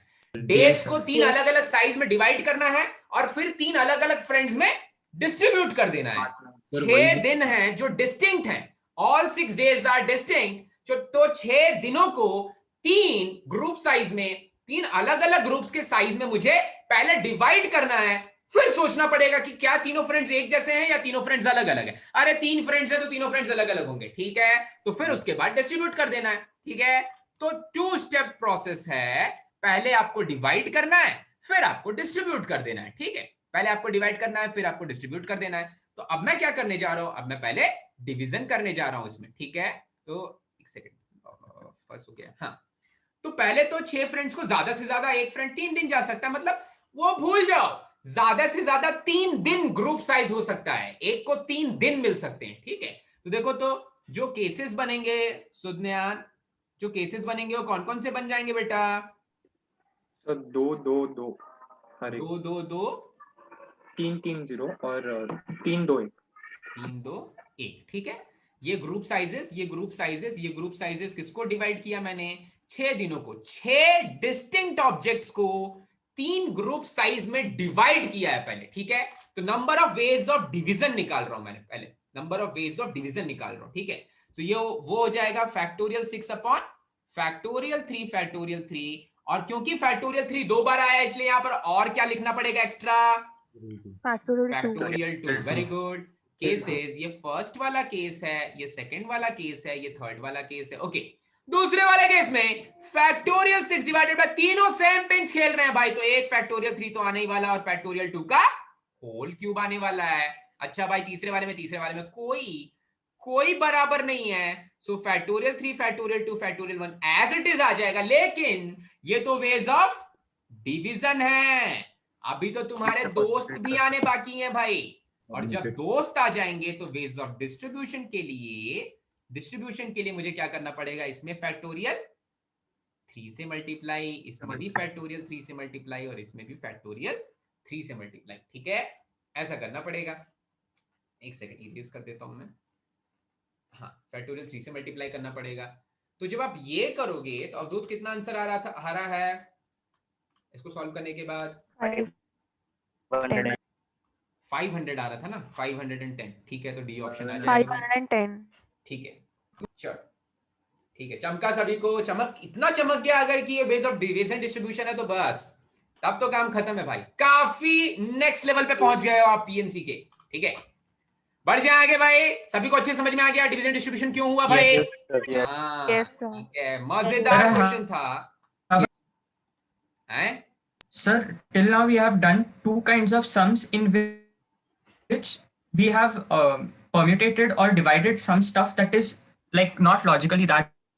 For example, वो trains वाला भी किया था ना sir, in which we had not permuted like the trains, we had permuted the days, and even in this we have permuted the days, I mean divided the days. यहाँ पर वो friend कौन से डे, अरे देखो ये वाला चीज बिल्कुल वो आरसीबी और मुंबई इंडियंस के प्लेयर्स की तरह है। जब दोनों का ग्रुप साइज सेम है ना, ग्रुप साइज सेम है, जब एक फ्रेंड कोई भी 3 दिन जा सकता है और दूसरा फ्रेंड कोई भी 3 दिन जा सकता है, तो आप पहले 3 के डिविजन्स डिवाइड कर ले रहे हो, 3 के ग्रुप साइज डिवाइड कर ले रहे हो, और वो ग्रुप साइज किसी भी फ्रेंड को मिल सकता है। ठीक है, वो ग्रुप साइज किसी भी फ्रेंड को मिल सकता है, इसलिए फैक्टोरियल 3 बाय फैक्टोरियल 2 आ जा रहा है। जो ट्रेन्स थी ना, वो ट्रेन्स का वो दिन फिक्स कर दिया गया था, वो ट्रेन्स जाके चूज ही नहीं कर रही है अभी दिन, वो ट्रेन्स का दिन फिक्स कर दिया गया था। ठीक है, तो वहां पर हमने डिवीजन डिस्ट्रीब्यूशन नहीं किया होगा, किया था वहां पर शायद 3 दिन थे, वहां पर डिस्ट्रीब्यूशन नहीं किया होगा। अब इतना तो मुझे याद नहीं है वाला क्वेश्चन, शायद क्वेश्चन फॉर द वीक में था, पर वहां पर मुझे जहां तक याद आ रहा है आपको केवल 3 दिन चूज करने थे, जो 3 दिन पे एक दिन में 2 ट्रेन जा रही है, एक दिन में सम ट्रेन जा रही है, ऐसा कुछ। ठीक है, तो ठीक है, आज अभी तो इधर नहीं दिखेगा मुझे क्वेश्चन, पर ठीक है, एक बार मैच कर लेना वो वाले क्वेश्चन और ये वाले क्वेश्चन में क्या डिफरेंस है। मुझे जो सबसे अच्छा लॉजिकल क्वेश्चन लगता है, जिसके थ्रू मैं पूरा का पूरा डिवीजन डिस्ट्रीब्यूशन समझता हूं, वो है वो आईपीएल वाली टीम बनाने वाला। आईपीएल वाली टीम अलग अलग ग्रुप साइज में बनती है तो फिर केवल डिवीजन होता है, आईपीएल वाली टीम सेम ग्रुप साइज में बनती है तो फिर डिस्ट्रीब्यूशन भी हो जाता है। ठीक है, तो मैं तो उस वाली चीज से समझता हूं, आप भी कोई अपना एक फेवरेट क्वेश्चन पकड़ लो और उससे सारी चीजें याद हो जाएंगी। ठीक है, चमका भाई समझ में आई चीज?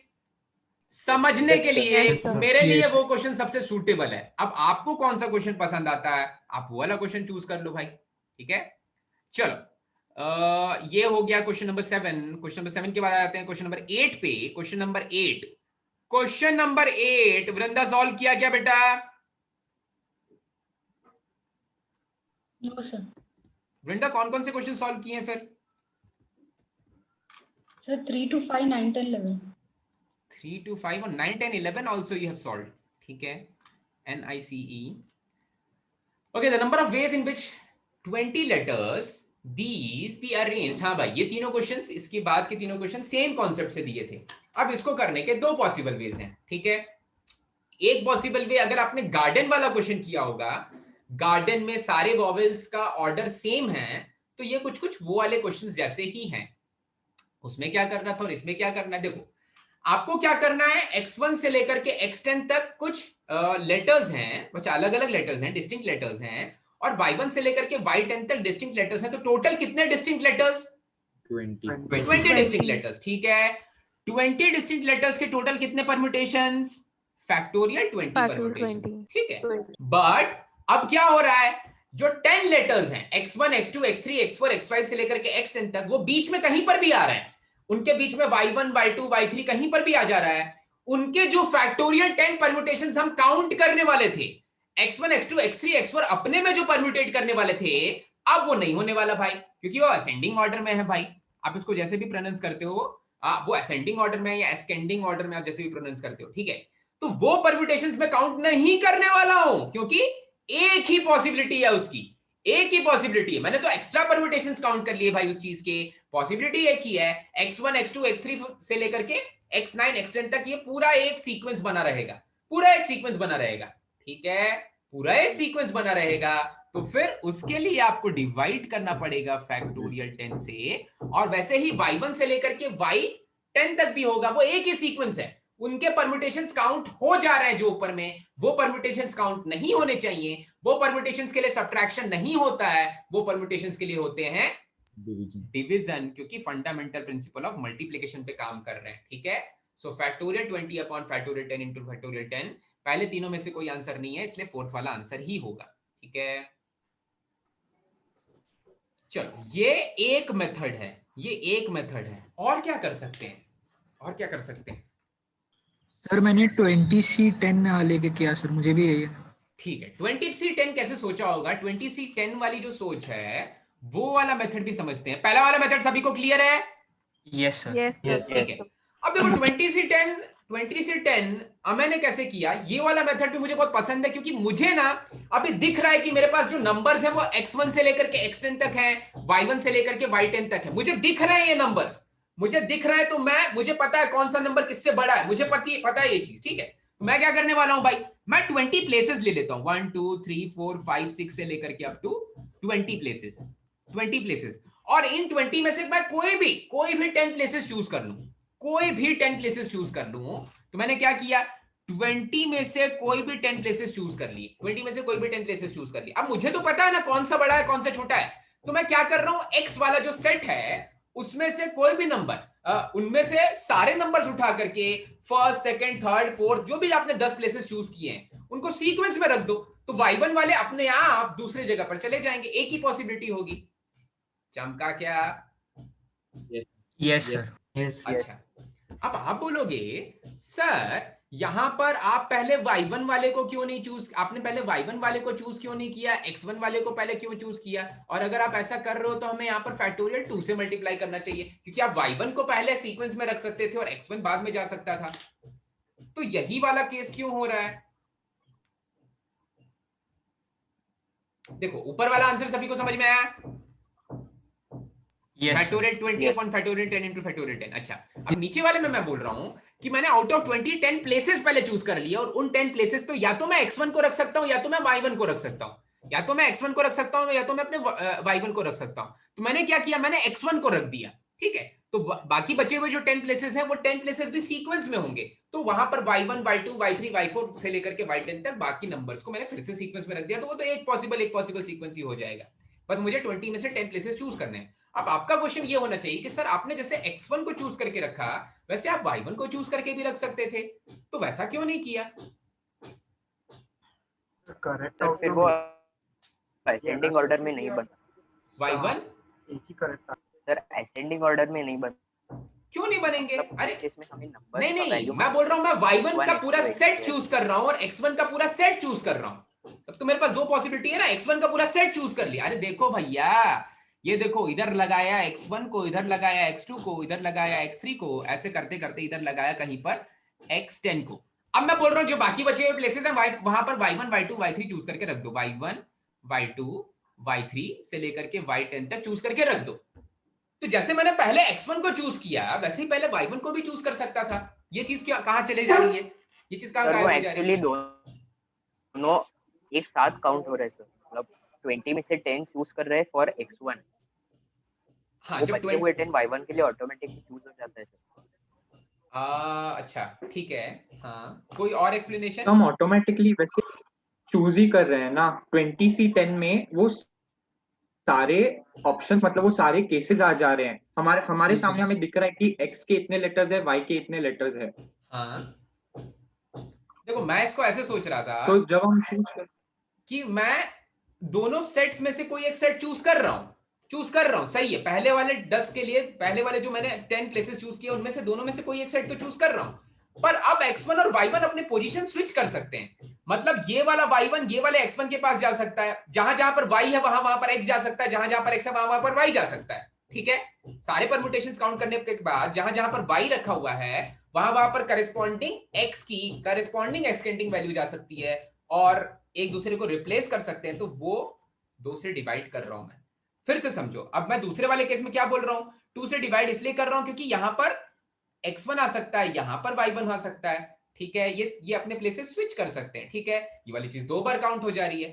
तो मेरे लिए जो दूसरा वाला मेथड है वो थोड़ा सा कंफ्यूजिंग है, ठीक है, थोड़ा सा कंफ्यूजिंग है। पहले 10 प्लेसेस पे मैंने, और एक चीज जो सुज्ञान बोल रहा है वो वाली चीज भी करेक्ट है कि मुझे तो x1 y1 दिख रहे हैं ना, मुझे x1 y1 दिख रहा है और मेरा काम क्या है उन्हें असेंडिंग ऑर्डर में रखना, ठीक है।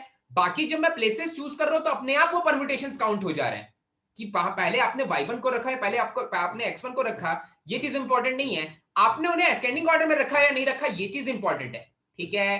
तो या तो फिर आप ये वाले परम्यूटेशंस काउंट ही मत करो, असेंडिंग ऑर्डर में रखना इंपॉर्टेंट है, तो पहले x1 को भी रख दिया, क्या फर्क पड़ता है, असेंडिंग ऑर्डर में है ना, फिर y1 को रख दिया तो असेंडिंग ऑर्डर में है, तो बात बन जा रही है। मतलब मेथड 2 इस तरह से भी सही है। चमका क्या? Yes sir. तो कार वाले एग्जांपल में जो हो रहा था वही चीज यहाँ पे भी हो रही है ना सर? कार वाले एग्जांपल में हाँ, वो ड्राइवर्स परम्यूटेट नहीं कर रहे थे कि हमने ऑलरेडी चूज कर, जब मैं प्लेसेस चूज कर ले रहा हूं, हाँ, जब मैं प्लेसेस चूज कर ले रहा हूं तो मुझे दिख जा रहा है कि हाँ भाई इस ये प्लेस है और मुझे x1 y1 भी मुझे दिए हुए हैं, वो किसी बॉक्स के अंदर से निकाल करके नहीं रखने की अरे आंख बंद किया x1 आ रहा है तो x1 लेंगे, आंख बंद किया y1 आ रहा है तो फिर y1 के लिए सीक्वेंस, वो तो मुझे दिख रहा है ना भाई कि x1 रख सकते हैं और असेंडिंग ऑर्डर में रखना इंपॉर्टेंट है, ठीक है।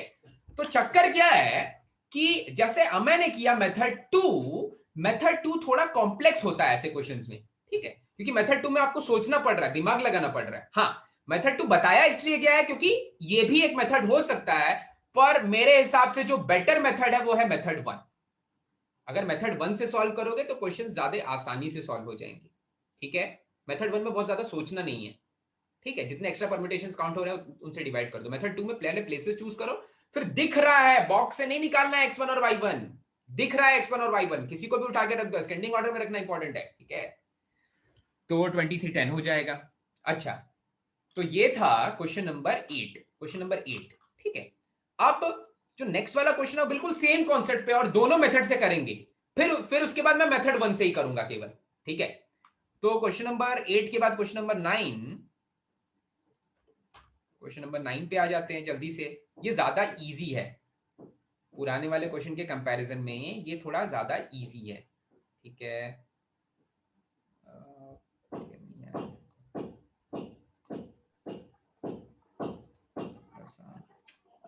1 घंटे से ऊपर हो गया भाई,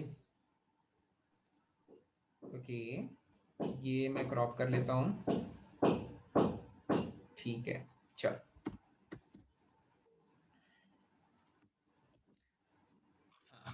eight persons amongst whom A, B, C are to speak at a function. Okay, number of ways it can be done if A wants to speak before B and B wants to speak before C. मतलब A, B, C का order as it is रहना चाहिए, A, B, C का order as it is रहना चाहिए, ठीक है।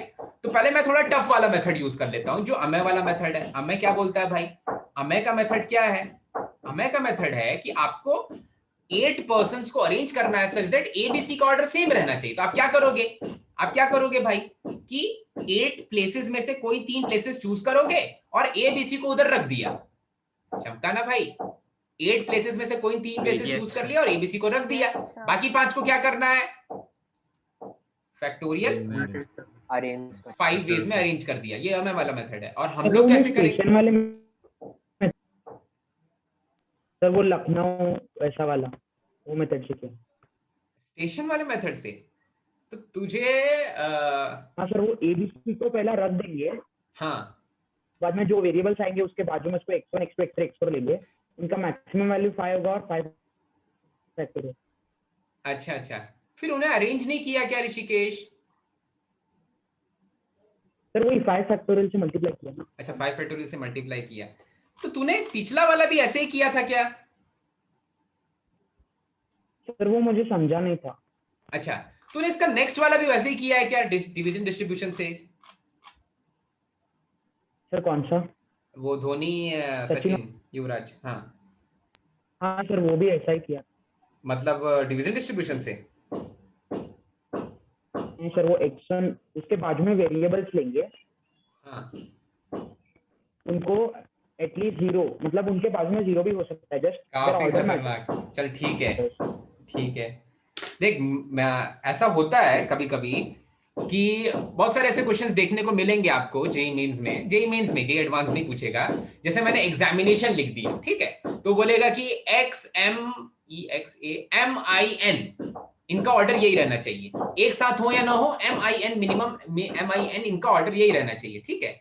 तो उस तरह के क्वेश्चंस के लिए डिवीजन डिस्ट्रीब्यूशन मोस्टली यूज नहीं करते। वो क्या बोल रहा है कि MIN को तो एज इट इज रख दो, अब उनके पहले, उनके बीच में, उनके बाद कितने भी डिजिट्स आ रहे हैं उनका कोई फर्क नहीं पड़ता, पर डिजिट्स का सम सेम होना चाहिए। तो ऋषिकेश कैसे करता है, ऋषिकेश आइडेंटिकल ऑब्जेक्ट्स के पहले डिवीजन कर लेता है और वही फिर डिस्ट्रीब्यूशन बन जाते हैं, क्योंकि ऑब्जेक्ट्स आपस में भी परम्यूटेट कर सकते हैं। काफी खतरनाक मेथड चूज किया है पालक ने, ठीक है, पर दृढ़ निश्चय, साहस और अहिंसा के दम पर वो ये क्वेश्चंस कर सकता है, ठीक है।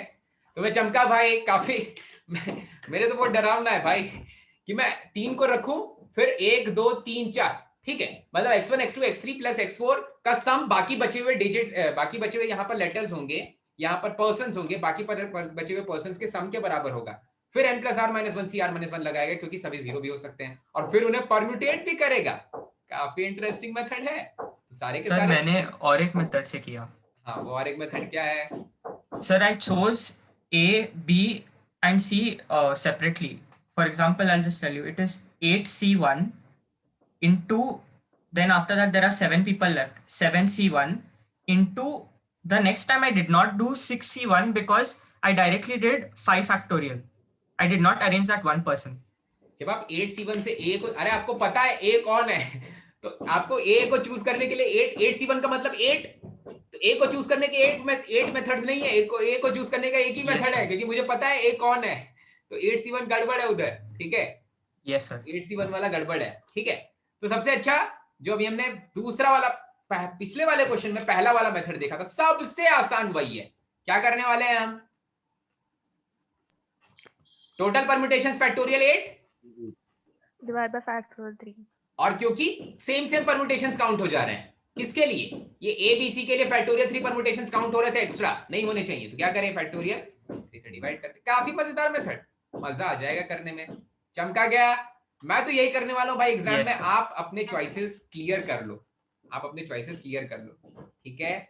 आपको कौन सा मेथड पसंद है? मुझे तो सेकंड वाला काफी मजेदार लगता है, क्योंकि इसके ऊपर जेई ने एक बार क्वेश्चन पूछा है, मुझे जेई एडवांस ने पूछा है, आप देखना प्रीवियस ईयर में कहीं आपको देखने को मिलेगा। एक तो गार्डन वाला में प्रीवियस ईयर क्वेश्चन ही है, गार्डन वाला आपके मॉड्यूल में था, क्वेश्चन नंबर 49 या 50 था आई गेस, ठीक है। सेम क्वेश्चन है, वही कॉन्सेप्ट है, सेम कॉन्सेप्ट है, ठीक है। तो ये था क्वेश्चन नंबर 9। क्वेश्चन नंबर 10 काफी लोगों ने बोला उन्होंने सॉल्व किया है, तो उनसे पूछा जाएगा। वृंदा तेरी बारी आ गई है, समय आ चुका है। कैसे किया क्वेश्चन नंबर 10? पता नहीं। हाँ, फिर इसका एक सेकंड इसका आंसर बता दो बेटा, क्या आ रहा है सॉल्व करने के बाद? 6720 आंसर, ठीक है। सो ये इसका आउटपुट है 6720। पिछले वाले का भी बता देना तो।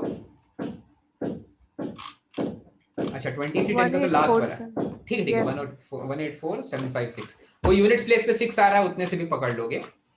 Okay, in how many ways can we divide, हाँ, batting order of Indian cricket team, ठीक है, such that Sachin Tendulkar will always bat before MS Dhoni and Dhoni before Yuvraj, and Yuvraj will never be the last person to bat. तो सबसे important चीज क्या है यहाँ पर? कितने पोजीशंस होते हैं बैटिंग के भाई? बैटिंग पोजीशंस कितने होते हैं? 11 पोजीशंस पे उतर सकता है भाई, ठीक है। आप बोलोगे सर अच्छा सुनो तो अनीशा, मुझे बताना तो बेटा, अगर 2 ओपनर साथ में जा रहे हैं तो कौन सा पहले उतर रहा है, कौन सा बाद में उतर रहा है? बैटिंग कर रहा है तो पकड़ लेंगे। अनीशा कहाँ गई? हाँ, सर। अच्छा, 2 लोग ओपनिंग करने जा रहे हैं क्रिकेट, ये देख, ये 3 विकेट इधर है, इधर 3 विकेट है, इधर में यासर खड़ा है भाई अंपायर। तो अगर 2 लोग बैटिंग करने गए, ठीक है, ऊपर उतरे हैं बैटिंग करने के लिए, तो बता कि कौन सा फर्स्ट पोजीशन है और कौन सा सेकंड पोजीशन है? कितनी बैटिंग पोजीशंस हो सकती हैं? सर मतलब मुझे कितनी बैटिंग पोजीशंस? हाँ, इसका मतलब अभी कौन समझाएगा? यासर, सोना नहीं है बेटा, सोना नहीं है। एक्सप्लेन कर दे तो इसका मीनिंग, एक्सप्लेन कर दे अनीशा को।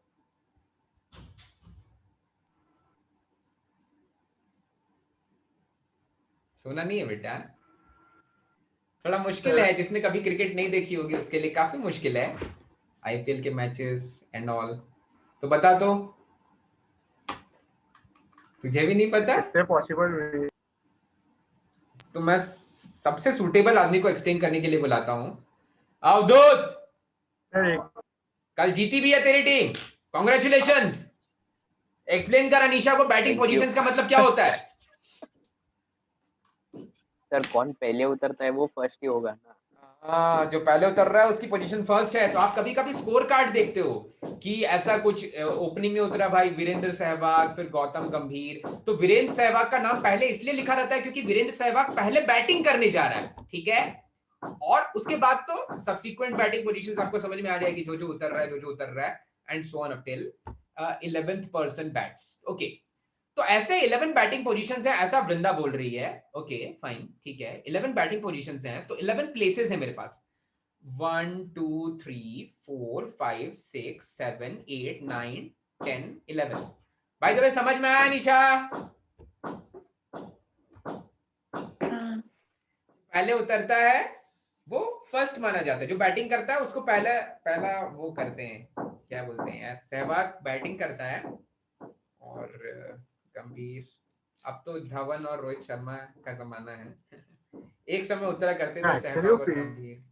हाँ, बको बेटा, क्या एक्चुअली वो तो फील्डिंग टीम पे डिपेंड करता है सर, कौन पहले उतरेगा। बॉलर कौन से एंड से बॉलिंग फेंकना चाहता है सर, उसके नहीं, ऐसा नहीं होता है। 2003 के वर्ल्ड कप में जब पाकिस्तान नहीं, वो स्ट्राइकर होता है, वो सहवाग स्ट्राइकर होता है और गंभीर नॉन स्ट्राइकर होता है, वो फिक्स होता है। बैटिंग टीम पे डिपेंड करता है कि कौन स्ट्राइक लेना चाहता है।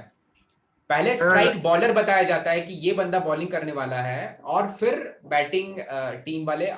फिर ऐसा हुआ था कि Wasim Akram was about to bowl, so Sehwag was taking, Sehwag हर बार उतर रहा था, और उस बार वो सचिन को बोलता है भाई तुम चले जाओ क्रिकेट बैटिंग करने के लिए। 2003 world cup, India versus Pakistan, ठीक है। तो अकरम को देख लिया था उन्होंने कि अकरम के हाथ में बॉल है, ऐसा कुछ, ठीक है। तो हाँ, जो पहले उतरता है वो बैटिंग टीम भी डिसाइड कर सकती है। कभी कभी रोहित शर्मा उतरता है, ट्रेंट बोल्ट बॉलिंग कर रहा है तो रोहित शर्मा थोड़ी ना बैटिंग करेगा भाई, तो मारेगा एक बार तो खत्म है भाई, अंदर एलबीडब्ल्यू आउट। और हुआ भी ऐसा वर्ल्ड कप 2019 में, ठीक है। सो 11 बैटिंग पोजीशंस हैं, और आपको पता है। हाँ वृंदा, एक्सप्लेन कर दो इसके बाद कैसे किया बेटा। सर लास्ट पोजीशन छोड़ के धोनी और 3 पोजीशंस ले सकते हैं, तो इसलिए 11C3।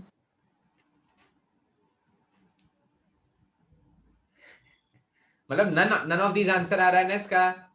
Yes sir. हाँ ठीक है, देखो तो लास्ट वाली पोजीशन पे युवराज नहीं आ सकता है, ठीक है। और सीक्वेंस क्या होना चाहिए भाई? सचिन तेंदुलकर पहले बैटिंग करे, फिर MS धोनी बैटिंग करे, और फिर युवराज सिंह बैटिंग करे। ये सीक्वेंस होना चाहिए, ठीक है। ये वही ABC जैसा है। ये सचिन, धोनी और युवराज का सीक्वेंस चेंज नहीं होने वाला। कितने प्लेसेस बच गए? 10 प्लेसेस बच गए। 10 प्लेसेस बच गए, ठीक है। तो 10 प्लेसेस के लिए मैंने लगाया 10 प्लेसेस के लिए मैंने लगाया फैक्टोरियल 10 डिवाइडेड बाय क्या होगा? Factorial 3 divided by factorial 3। तो ये आंसर आ जाना चाहिए। So we have to choose a person who's going to go bat last from the 8 people who are remaining. वो तो ऑलरेडी हो जा रहा है ना इसके साथ ही। कोई तो दूसरा बाकी 7 प्लेयर्स में परम्यूटेट हो सकता है। Yes sir. Yes sir. बाकी 7 प्लेयर्स में 8 प्लेयर्स। हाँ, 8 प्लेयर्स में कैसे परम्यूटेशन होगा? फैक्टोरियल, हाँ 3 को चूज कर लिया 11 में से, फैक्टोरियल 8 परम्यूटेशंस। फैक्टोरियल 8 परम्यूटेशंस होंगे। फिर इसका आंसर बी है क्या? Yes sir, B होगा। यस सोचने तो दो सर, ये अमई के मेथड से ज्यादा करेक्ट है। 10C3 into 8 है। एक सेकेंड। फैक्टोरियल 10 बेस में आप इनको कहीं भी अरेंज कर सकते हो। नहीं, हाँ अमई का मेथड ज्यादा सही होगा इसमें, क्योंकि लास्ट वाले प्लेस पे अरेंजमेंट नहीं हो रहा है ना। तो लास्ट वाले प्लेस पे अरेंजमेंट नहीं हो रहा है, तो मैं 10C3 से 3 प्लेसेस पहले चूज कर लेता हूँ। ये मुझे वैसे इजी लग रहा है। एक सेकेंड, 10C3 से मैंने 3 पोजीशंस चूज कर ली, और इनको परम्यूटेट नहीं करना है, तो बाकी बची हुई 8 पोजीशंस के लिए फैक्टोरियल 8 बेस। लेकिन 10C3 10 में से कोई 3 पोजीशन चूज कर ली, इन्हें बैठा दिया, तो बाकी बच गई मेरे पास 8 पोजीशंस। 8 पोजीशंस को फैक्टोरियल 8 परम्यूटेशंस दे दो। हाँ, ये लॉजिकल लग रहा है। इससे आंसर क्या आ रहा है? इससे आंसर आ रहा है factorial 10 upon factorial 3 into factorial 7 into factorial 8। हाँ, इससे आ जा रहा है सही आंसर 4/3। अब देखते हैं पिछले वाले से क्यों नहीं आ रहा है। ये आ जा रहा है 4/3 क्योंकि 8/6 आ रहा है इंटू फैक्टोरियल 10। अच्छा, पिछले वाले में क्या गड़बड़ हुआ था? पिछले वाले से क्यों नहीं आ रहा था मेरा आंसर? पिछले वाले में गड़बड़ ये हो रहा था कि जो लास्ट पोजीशन है ना, इससे प्रॉब्लम वाला प्लेस भी परम्यूटेट होता है। हाँ, लास्ट वाली पोजीशन ना, जब मैं फैक्टोरियल 10 अपॉन फैक्टोरियल 3 कर रहा हूं तो लास्ट वाली पोजीशन कभी परम्यूटेट हो ही नहीं रही है। फैक्टोरियल जब मैं ऐसा कर रहा हूं फैक्टोरियल 10, सो फैक्टोरियल 10 का मतलब है कि मैं सारे के सारे परम्यूटेशंस काउंट कर रहा हूं, लेकिन ये चीज तो गलत है। टोटल परम्यूटेशंस मुझे काउंट करने चाहिए। अगर लास्ट वाले प्लेस को इंक्लूड करेंगे तब मेरा वो वाला मेथड सही हो जाएगा जहां पर फैक्टोरियल 11 परम्यूटेशंस हो जा रही हैं। तो एक नया कॉन्स्ट्रेंट आ जा रहा है। अभी तक क्या हो रहा था इसके पहले वाले क्वेश्चंस में लास्ट प्लेस पे कोई कॉन्स्ट्रेंट नहीं था, तो मैं सारे के सारे परम्यूटेशंस काउंट करता था और इसमें उसमें जो एक्स्ट्रा परम्यूटेशंस काउंट हो जा रहे थे उसको डिवाइड कर देता था। अब यहां पर सारे के सारे परम्यूटेशंस काउंट हो सकते हैं एक केस में, जब लास्ट प्लेस पे युवराज सिंह नहीं बैटिंग करेगा तब सारे के सारे परम्यूटेशंस काउंट हो सकते हैं। तो एक तो कांस्टेंट लग गया कि युवराज को पहले लास्ट में बैटिंग नहीं कराना है, लेकिन कोई दूसरा प्लेयर लास्ट में बैटिंग कर सकता है। तो किसी केस में मुझे लास्ट वाली पोजीशन को ऑक्युपाई करवाना भी है, और एक केस में जब युवराज लास्ट पोजीशन पे बैटिंग कर रहा है तब लास्ट वाली पोजीशन को ऑक्युपाई नहीं करवाना है। ठीक है, तो यहां पर कांस्टेंट रख गया था। तो अमे का मेथड ज्यादा बेटर है भाई। अमे का मेथड ज्यादा बेटर, आसान है। ठीक है, वहां पर क्या करना पड़ता था, युवराज लास्ट में बैटिंग कर रहा है तो सचिन और एमएस धोनी इन 10 प्लेसेस में से कोई 2 प्लेसेस ऑक्युपाई कर सकते हैं, या फैक्टोरियल 10 अपॉन फैक्टोरियल 2 होगा तो सब्ट्रैक्ट करना पड़ेगा। टोटल केसेस में से वो केसेस सब्ट्रैक्ट करने पड़ेंगे जिसमें कि लास्ट में युवराज सिंह बैटिंग कर रहा है। टोटल परम्यूटेशंस में से टोटल परम्यूटेशन जिसमें कि इन तीनों का ऑर्डर सेम है, माइनस वो परम्यूटेशन जिसमें कि इन तीनों का ऑर्डर तो सेम है, सचिन, एमएस धोनी, युवराज सिंह, पर युवराज सिंह लास्ट बैटिंग कर रहा है, तो वो परम्यूटेशंस मिल जाएंगे जिसमें लास्ट बैटिंग भी नहीं कर रहा है और परम्यूटेशंस भी सेम है, ये सीक्वेंस भी सेम है। ठीक है, मैं वो वाले मेथड पे नहीं जाऊंगा भाई, मुझे ये वाला मेथड बेटर लग रहा है। ठीक है, काम आया भाई, काम आया काफी। अमय का मेथड काफी मजेदार मेथड है भाई, यहां पर काम नहीं आ रहा था पर यहां पर काम आया। ओके फाइन, लास्ट वाले क्वेश्चन पे नहीं, 9th वाला है, सेकंड लास्ट वाले क्वेश्चन पे आ जाते हैं भाई। क्वेश्चन नंबर, अच्छा 9th कर लिया क्या, 10th कर लिया। लास्ट वाले क्वेश्चन पे आ जाते हैं भाई। लास्ट वाला क्वेश्चन ओके, लास्ट वाला क्वेश्चन ट्राई किया है क्या भाई आर्यन तूने? सर नहीं, लास्ट नहीं हुआ। तो कौन कौन से हुए आपसे? सर 1 मिनट, पूरा टाइम ले ले सर। 3 4 नहीं 3 5 6 7 एंड 9। हाँ, और एक सर एलिमिनेशन से हुआ सर, वो ऑप्शन एलिमेंट से। ठीक है, चलो भाई जल्दी से खत्म करते हैं और फिर मिसलेनियस एडवांस्ड पे आ जाएंगे। जल्दी से इसको खत्म करते हैं। ओके, और देखो यहां पर बोला total number of ways in which n square number of identical balls होगा, पर तुम लोग इतने समझदार हो कि तुम्हें समझ में आ गया। Can be put in n numbered boxes. अच्छा, तो बॉक्स का नंबर लिख दिया तो बॉक्स तो आइडेंटिकल नहीं रह गए, 1 2 3 4 अप टू ऐसे n बॉक्सेस हैं such that ith box contains at least I number of balls is। ठीक है, इस वाले क्वेश्चन को अथर्व ने सॉल्व कर लिया है, काफी बेहतरीन तरीके से सॉल्व किया है अथर्व ने। तो अथर्व से पूछा जाए भाई कैसे किया। अथर्व कैसे किया भाई? ये बॉक्सेस हैं और हर एक बॉक्स में कम से कम उस नंबर की बॉल्स होनी चाहिए, मतलब पहले बॉक्स में कम से कम 1 बॉल होनी चाहिए, दूसरे बॉक्स में कम से कम 2 बॉल्स होनी चाहिए, तीसरे बॉक्स में कम से कम 3 बॉल्स होनी चाहिए एंड सो ऑन। तो अथर्व तूने क्या किया? पहले तो इधर वो n स्क्वायर आइडेंटिकल बोला ना। हाँ, n स्क्वायर आइडेंटिकल बॉल्स हैं अथर्व। तो फिर n प्लस r माइनस 1 वाला तो डायरेक्ट बोल रहा है। सबसे पहले आपको बॉल्स, जिनको जितनी मिनिमम नंबर ऑफ बॉल्स चाहिए उनको उतनी मिनिमम नंबर ऑफ बॉल्स दे दो। मतलब पहले वाले में कम से कम एक बॉल होनी चाहिए, तो पहले वाले में एक बॉल दिया, फिर दूसरे वाले में कम से कम 2 बॉल्स होनी चाहिए, दूसरे वाले में कम से कम 2 बॉल्स होनी चाहिए, तो 2 दे दिया, तीसरे वाले को 3 दे दिया, फोर्थ वाले को 4 दे दिया, अप टू nth वाले को n बॉल्स दे दी। ठीक है, तो टोटल कितनी बॉल्स दे दी मैंने? n प्लस 1 प्लस 2 प्लस, हाँ इतनी बॉल्स मैंने दे दी। ठीक है, अब कितनी बॉल्स बच गई? टोटल कितनी बॉल्स थी भाई? n स्क्वायर बॉल्स थी, n square minus n plus 1/2, इतनी बॉल्स बच गई मेरे पास। और अब इन बॉल्स के लिए, ये जितनी बॉल्स बची हैं, इन बॉल्स के लिए मैं ये बॉल्स 0 बॉल्स भी दे सकता हूं। मैं पहले वाले बॉक्स में 0 बॉल भी रख सकता हूं, क्योंकि उसकी कंडीशन सेटिस्फाई हो गई। उसको कम से कम 1 बॉल चाहिए थी, उसको कम से कम एक बॉल मिल गई। दूसरे वाले बॉक्स को कम से कम 2 बॉल्स चाहिए थी, उसको कम से कम 2 बॉल्स मिल गई, तो उसकी कंडीशन सेटिस्फाई हो गई। ठीक है, तो अब देखो, अब मैं पहले वाले बॉक्स को जितनी बॉल्स दे रहा हूं उनका नंबर ले लेता हूं x1, दूसरे वाले बॉक्स को जितनी बॉल्स दे रहा हूं उनका नंबर ले लेता हूं x2, x3, x4 up to xn। ठीक है, तो इतनी बॉल्स में अब बची हुई बॉल्स जो हैं, इतनी बॉल्स में इतने डिस्टिंक्ट डिस्ट्रीब्यूशंस देने वाला हूं। ठीक है, आइडेंटिकल बॉल्स हैं पर डिस्टिंक्ट डिस्ट्रीब्यूशंस हैं। ठीक है, तो आपका वीडियो लैग हो रहा है। हाँ आपका वीडियो है ना, आवाज बीच में, सर वो x1 x2 से नहीं समझा। हाँ ठीक है। देख अब्दुल, मैं ऐसा बोल रहा हूं कि जिन पहले वाले, देखो मैं 6th बॉक्स की बात करता हूं। 6th बॉक्स में कितनी मिनिमम बॉल्स होनी चाहिए थी? 6 बॉल। मैंने उसको 6 बॉल पहले ही दे दी। अब 6th वाले बॉक्स में तू 1 बॉल डाले, चाहे 2 बॉल डाले, चाहे सारी बॉल्स डाल दे, कोई फर्क नहीं पड़ता, उसकी कंडीशन सेटिस्फाई कर दी। अरे ये वही वाला केस है, सबको मिनिमम 3 डॉल्स मिलनी चाहिए, सबको मिनिमम 4 डॉल्स मिलनी चाहिए, सबको मिनिमम 5 डॉल्स मिलनी चाहिए। डॉल्स या बिस्किट्स या किटकैट कुछ तो बांटते थे हम लोग। ठीक है, सबको मिनिमम इतने तो ऑब्जेक्ट्स मिलना ही चाहिए। मैंने बोला पहले वाले को मिनिमम 1 तो मिलना ही चाहिए, दूसरे वाले को मिनिमम 2 तो मिलना ही चाहिए, तीसरे वाले को मिनिमम 3 तो मिलना ही चाहिए। तो इतना मिनिमम दे दिया, इतना मिनिमम दे दिया। ठीक है, इतना मिनिमम दे दिया, तो टोटल n प्लस 1/2 बॉल्स तो मेरी ऑलरेडी एग्जॉस्ट हो चुकी हैं n स्क्वायर में से। तो बची हुई जो बॉल्स हैं, अब वो किसी को भी कितना भी दो कोई फर्क नहीं पड़ता।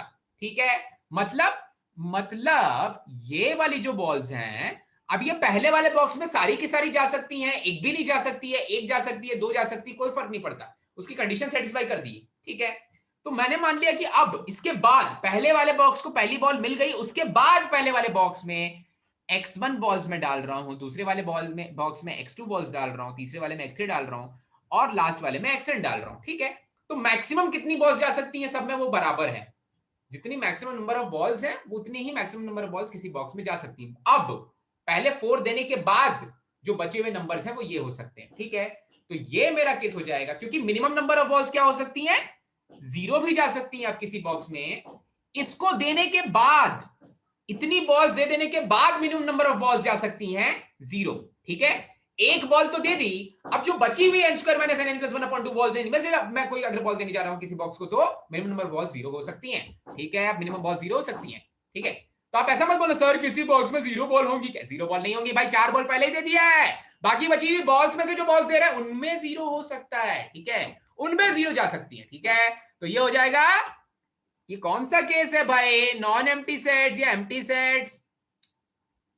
नॉन नेगेटिव इंटीग्रल सॉल्यूशंस, मतलब n प्लस n, नहीं n यहां पर है बड़ा सा, ये हो जाएगा n square minus n plus 1/2 n plus r यहां पर xn है, मतलब n टर्म्स हैं, तो n plus r minus 1 c r minus 1। ठीक है, ऐसा हो जाएगा। अब मैं न्यूमरेटर को सॉल्व कर लेता हूं भाई, न्यूमरेटर को सॉल्व कर लेता हूं, तो ये हो जाएगा 2 times of n squared minus n squared minus n plus 2 times of n minus 2 divided by whole divided by 2 c n minus 1। ठीक है, तो ये दे देगा आपको n square plus n minus 2 whole divided by 2 c n minus 1। ठीक है भाई, ऐसा हो जाएगा।